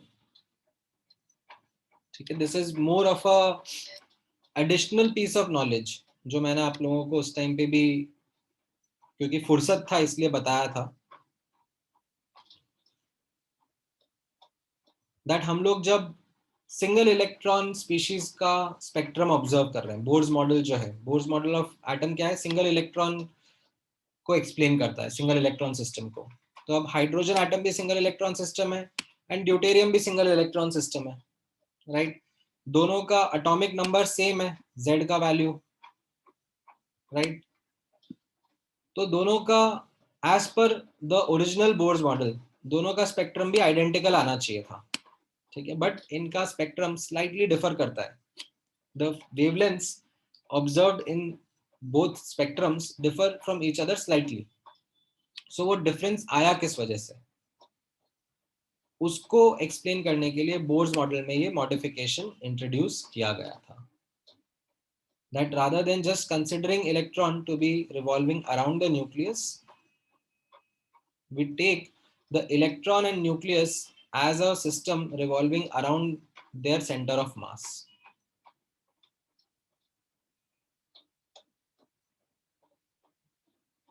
हाँ, मतलब जैसे आप लोग ऐसा बोल सकते हो ना, sun is like, you can say, ऐसे हम लोग जब simple planetary model of solar system पढ़ते हैं तो हम लोग क्या बोलते हैं कि सन तो स्टेशनरी और प्लैनेट्स उसके अराउंड रिवॉल्व करते हैं, ठीक है.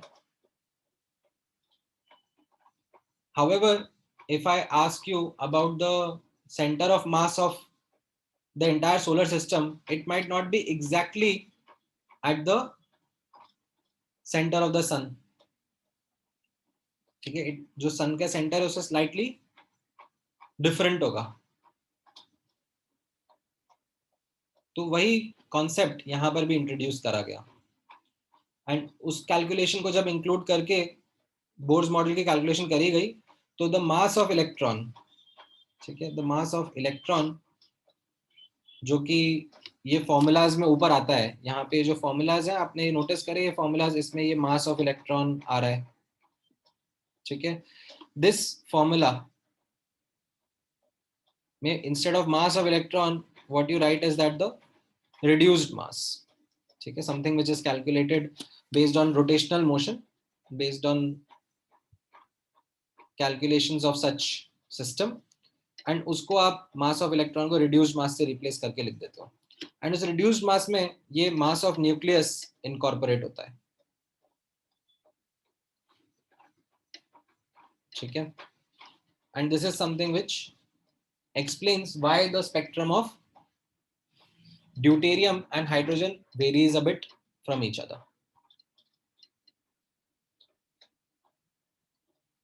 ठीक है. हाँ, आइसोटोप्स का इसीलिए लाइन स्पेक्ट्रम थोड़ा सा डिफरेंट होता है, ठीक है. बोर्स मॉडल तो क्योंकि सिंगल इलेक्ट्रॉन स्पीशीज के लिए एप्लीकेबल था तो we had hydrogen and deuterium as the example, ठीक है. जेडीली मैंने ऐसे लिखा था क्योंकि उस बुक में लाइक ये it is one of the important reference books that we are going to use in future as well. तो इसके लिए मैंने यहाँ पे मेंशन कर दिया था कि उसमें आप जब रीड करोगे तो ये आपको मिलेगा,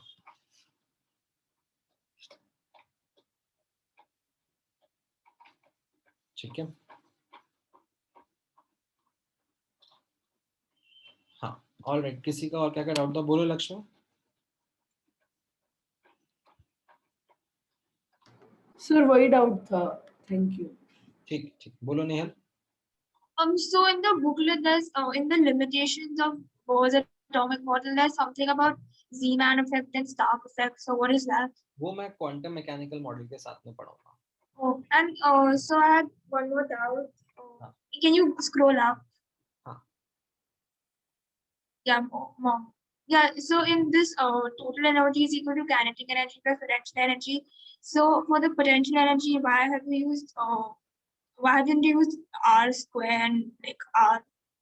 नहीं, वो तो दो अलग अलग चीज है ना. मतलब फोर्स का जो फॉर्मूला होता है वो इलेक्ट्रोस्टैटिक पोटेंशियल एनर्जी का फोर्स का फॉर्मूला यही होता है k q1 q2 upon r square. Yes. Okay, so that's energy. Potential energy का formula is in fact minus k q1 q2 by r, but or sorry, no, not I should say minus. It is k q1 q2 by r. Thank you. ठीक है. हाँ, अब मैं और कुछ extra नहीं पढ़ाने वाला हूँ. You guys can leave. ठीक है. You need to have a break and sit for the next class. बस जो भी आपके छोटे मोटे डाउट्स हैं वो मैं एक बार क्लियर कर देता हूँ. बोलो प्रकाश. So what is the binding energy? Binding energy is something you can think of as ionization energy only. So can you repeat? Similar to ionization energy, the energy that would be required to take the electron from that orbit to outside the atom. Okay, sir. Sir, and one more doubt, sir. That binding energy is given in kJ per mole. Sir, so how to convert it in? So, electron volt per atom. Yes. Okay, and kilojoule per mole. Right? इनके बीच में एक relationship रहेगा. मैं एक बार बता देता हूँ. Electron volt पर एटम इन 2 किलोजूल पर मोल कुछ एक 91 या समथिंग ऐसा कुछ वैल्यू होता था. 96.5 मान लो रफली. 1 EV per atom is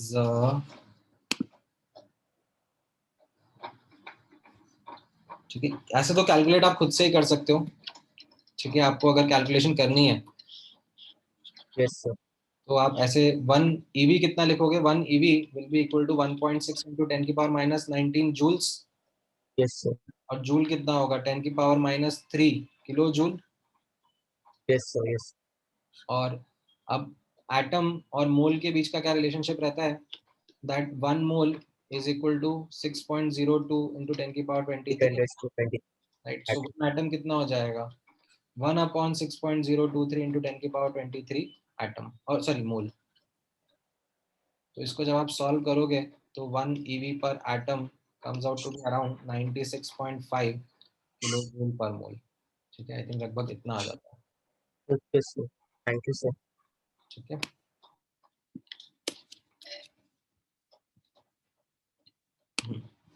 बोलो मीत. Yes sir. सर ये जो हाइड्रोजन और ड्यूटेरियम का आपने जो बोला सेंटर ऑफ मास होता है हम लेते हैं सर, उसका मतलब ये कि हाइड्रोजन और ड्यूटेरियम दोनों अलग अलग एनर्जी के फोटॉन्स लेंगे एक्साइट और डी एक्साइट होने के लिए. स्लाइटली. हाँ, स्लाइटली डिफरेंट. Thank you. बोलो Siddharth. Yes, sir. Sir, I had a doubt that above this. Sir, can you move little above? Sir, here below this, you had written that negative sign signifies attractive force. I did not understand that. हाँ, सो ये जो energy का answer आया ना आपका. Yes, sir. इसमें ये electron का एनर्जी का हम बात कर रहे हैं. ठीक है. नाउ ये जो नेगेटिव साइन है वो ये सिग्निफाई कर रहा है that far far far away, if the electron is far far away from the nucleus, ये n का वैल्यू इनफाइनाइट अगर चला जाएगा है ना, तो एनर्जी जीरो को अप्रोच कर जाएगा. ठीक है. एंड जब इलेक्ट्रॉन एटम के अंदर है, लाइक किसी 1 ऑर्बिट या 2 ऑर्बिट या 3 ऑर्बिट में है, तो the energy that it will possess will be a negative value. So अब आप ऐसे इमेजिन करो मुझे इस इलेक्ट्रॉन को इजेक्ट करना है. तो चेंज इन एनर्जी कितना हो जाएगा, फाइनल माइनस इनिशियल, है ना। फाइनल मतलब इजेक्ट कर रहा हूं तो फाइनल तो 0 रहेगा और इनिशियल ये नेगेटिव में है, तो जो चेंज है वो पॉजिटिव है। Yes sir. यानी कि मुझे एनर्जी सप्लाई करना पड़ेगा to eject the electron, to overcome the attraction force between the nucleus and the electron. ठीक है, so that is what this negative sign is implying.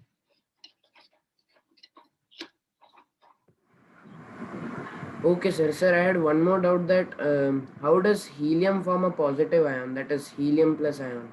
उसको आप एनर्जी प्रोवाइड करोगे तो इजेक्ट हो जाएगा ना इलेक्ट्रॉन। मतलब ये ऐसे हीलियम है, हीलियम के अराउंड अभी 2 इलेक्ट्रॉन प्रेजेंट है, ठीक है। अब आप अगर उसको एक एनर्जी प्रोवाइड कर रहे हो सफिशिएंट इनफ, तो वो एक इलेक्ट्रॉन को इजेक्ट कर देगा, तो बचेगा आपका helium plus ion. Sir, but then what about the stability of the helium atom? So it will be a gaseous ion, ठीक है, it will still be like existing, and if it finds an opportunity to accept electron, it will do so. Okay, sir. Okay. बोलो तो Asif. Sir, over here in the red bracket, it is written 2k is equal to p is equal to minus p, t is equal to minus k. Sir, how did we get this part? नहीं समझा नहीं, दोबारा बोलो। Sir ये लाल bracket में दिया है ना 2k is equal to minus p. ये तो ये यहाँ से एक्सप्रेशन देखो ना, ये एक्सप्रेशन है टोटल काइनेटिक एनर्जी का। Okay sir. और ये एक्सप्रेशन है पोटेंशियल एनर्जी का। ओके, हाँ सर दिख गया। हाँ सर, और मुझे एक और डाउट था सर, ये जो रिड्यूस मास था, ये जो रिड्यूस मास वाला था उसमें दिया है, उसका फॉर्मूला जो है यहाँ पर दिया है 1/mn + 1/m इलेक्ट्रॉन। सर ये माइनस नहीं होना चाहिए? नहीं प्लस ही रहेगा, मतलब 1/mass of nucleus plus 1/mass of electron. मैंने डिराइव थोड़ी ना करा है ये आपके लिए। तो ये सर, तो क्योंकि ये रेड्यूस मास था तो ये कम होना चाहिए। हाँ तो ये कमी तो आएगा ना, मतलब आप यहाँ पे देखो ना, ये वैल्यू लेस देन 1 है, मोर देन 1 है।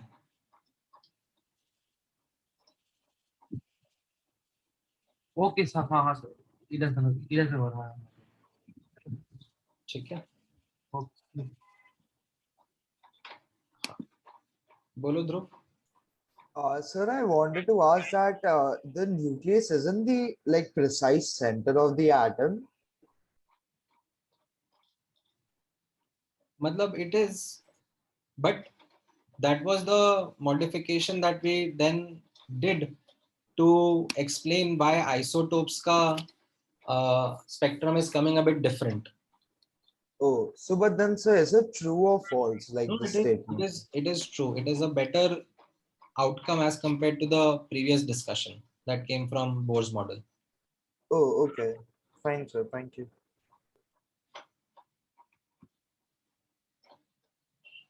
Then, bolo Manav. So to ionize the helium atom, we need a lot of energy.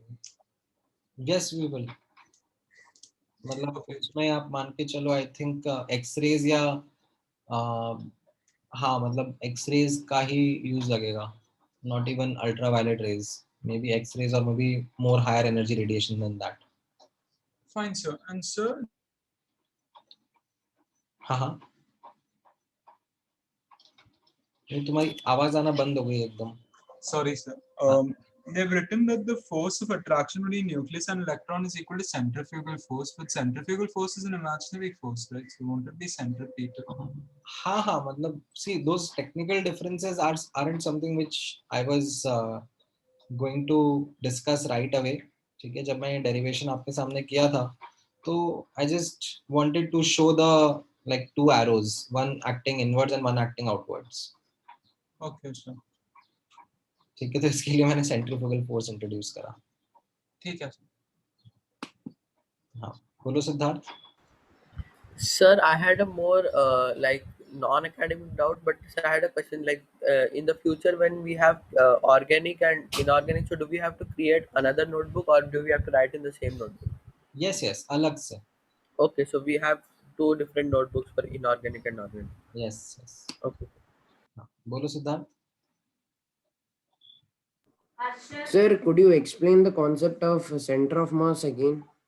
Centre of mass तो ऐसा होता है ना, मतलब जैसे दो अगर सेम मास के ऑब्जेक्ट हैं तो सेंटर ऑफ मास उनके बीच में रहता है एग्जैक्टली. ठीक है, एक अगर ज्यादा मैसिव है दूसरा कम मैसिव है तो जो सेंटर ऑफ मास है वो ज्यादा मैसिव की तरफ शिफ्टेड रहेगा थोड़ा. ठीक है, तो द कॉन्सेप्ट है सेंटर ऑफ मास का वो ये होता है दैट अगर मुझे इस पूरे सिस्टम को, ठीक है, इस पूरे सिस्टम के मास को एक पॉइंट पर रिप्रेजेंट करना है तो वो पॉइंट कौन सा होना चाहिए. ठीक है, जैसे जो लंबे लोग होते हैं उनका सेंटर ऑफ मास कैसा होता है, थोड़ा सा हायर लेवल पे होता है. जो छोटी हाइट के लोग होते हैं उनका centre of mass like it is more at the centre of their body. ठीक है, तो ये सेंटर ऑफ मास का कॉन्सेप्ट स्पेशली काम आता है जब रोटेशनल मोशन का डिस्कशन होता है. ठीक है. Okay, sir. हाँ, बोलो गौरव. Sir, are you taking assignment doubts? अभी नहीं, अलग से कर लेंगे. Okay, sir. बोलो Nainika. When we use EV as a unit, we use lambda and angstrom, right? So what is the corresponding unit of mass that we use? नहीं, so you don't need to get into that complication. The thing is that when we are say calculating the energy of photon, ठीक है, it is hc by lambda. Yes, sir. अब अगर मुझे इसमें values put करके calculate करना है तो the best thing to do will be the SI units.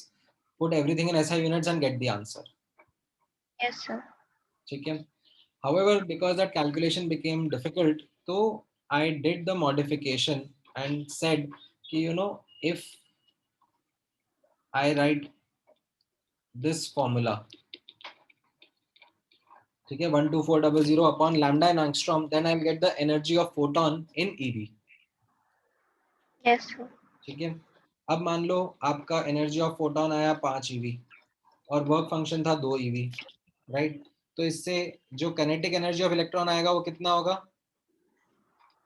3. Yes. ना. अब मैंने आपको बोला कि नहीं मुझे तो आप स्पीड निकाल के बताओ इलेक्ट्रॉन का कितना था, एंड स्पीड मुझे मीटर पर सेकंड में निकालना है. तो अब मैं क्या करूंगा, रादर देन गेटिंग इनटू की थिंकिंग की मास को मैं कैसे अब इस यूनिट्स में वर्कआउट करूं, आई एम लाइक यार मेरे को ऐसा यूनिट्स तो आती है ना, तो मैं इसको 3 EV को जूल्स में लिख लूंगा. Okay, sir. और फिर यहाँ मास को kg में लिखूंगा और स्पीड को मीटर पर सेकंड में लिखूंगा, तो मेरा आंसर अब आना चाहिए correctly. Okay, sir. Thank you. ठीक है, चलो, ऑल राइट. अभी के लिए इतना डिस्कशन काफी है. देन हम लोग नेक्स्ट क्लास में भी मैं एक बार फिगर आउट करके आप लोगों को बताता हूँ that let's take one more session for a recap and then resume with the quantum mechanical model. ठीक है. हाँ, कुछ कहना है सिद्धार्थ आपको? Sir, I was thinking that I have somewhere heard about center of mass. They include this topic in balancing of things. So how is center of mass related to balancing of that particular matter in some, they say that the system is balanced when due to the center of mass at some point. हाँ, वो आप पढ़ोगे ना जब physics में आपको rotational motion पढ़ाएंगे ना, तब ये कॉन्सेप्ट इंट्रोड्यूस करेंगे आपको. ठीक है, तो वो आ जाएगा, don't worry about that. Okay, चलो ठीक है गाइस, टेक अ ब्रेक. आपका नेक्स्ट सेशन इमीडिएटली शुरू ही हो रहा है. चलो, ऑल राइट.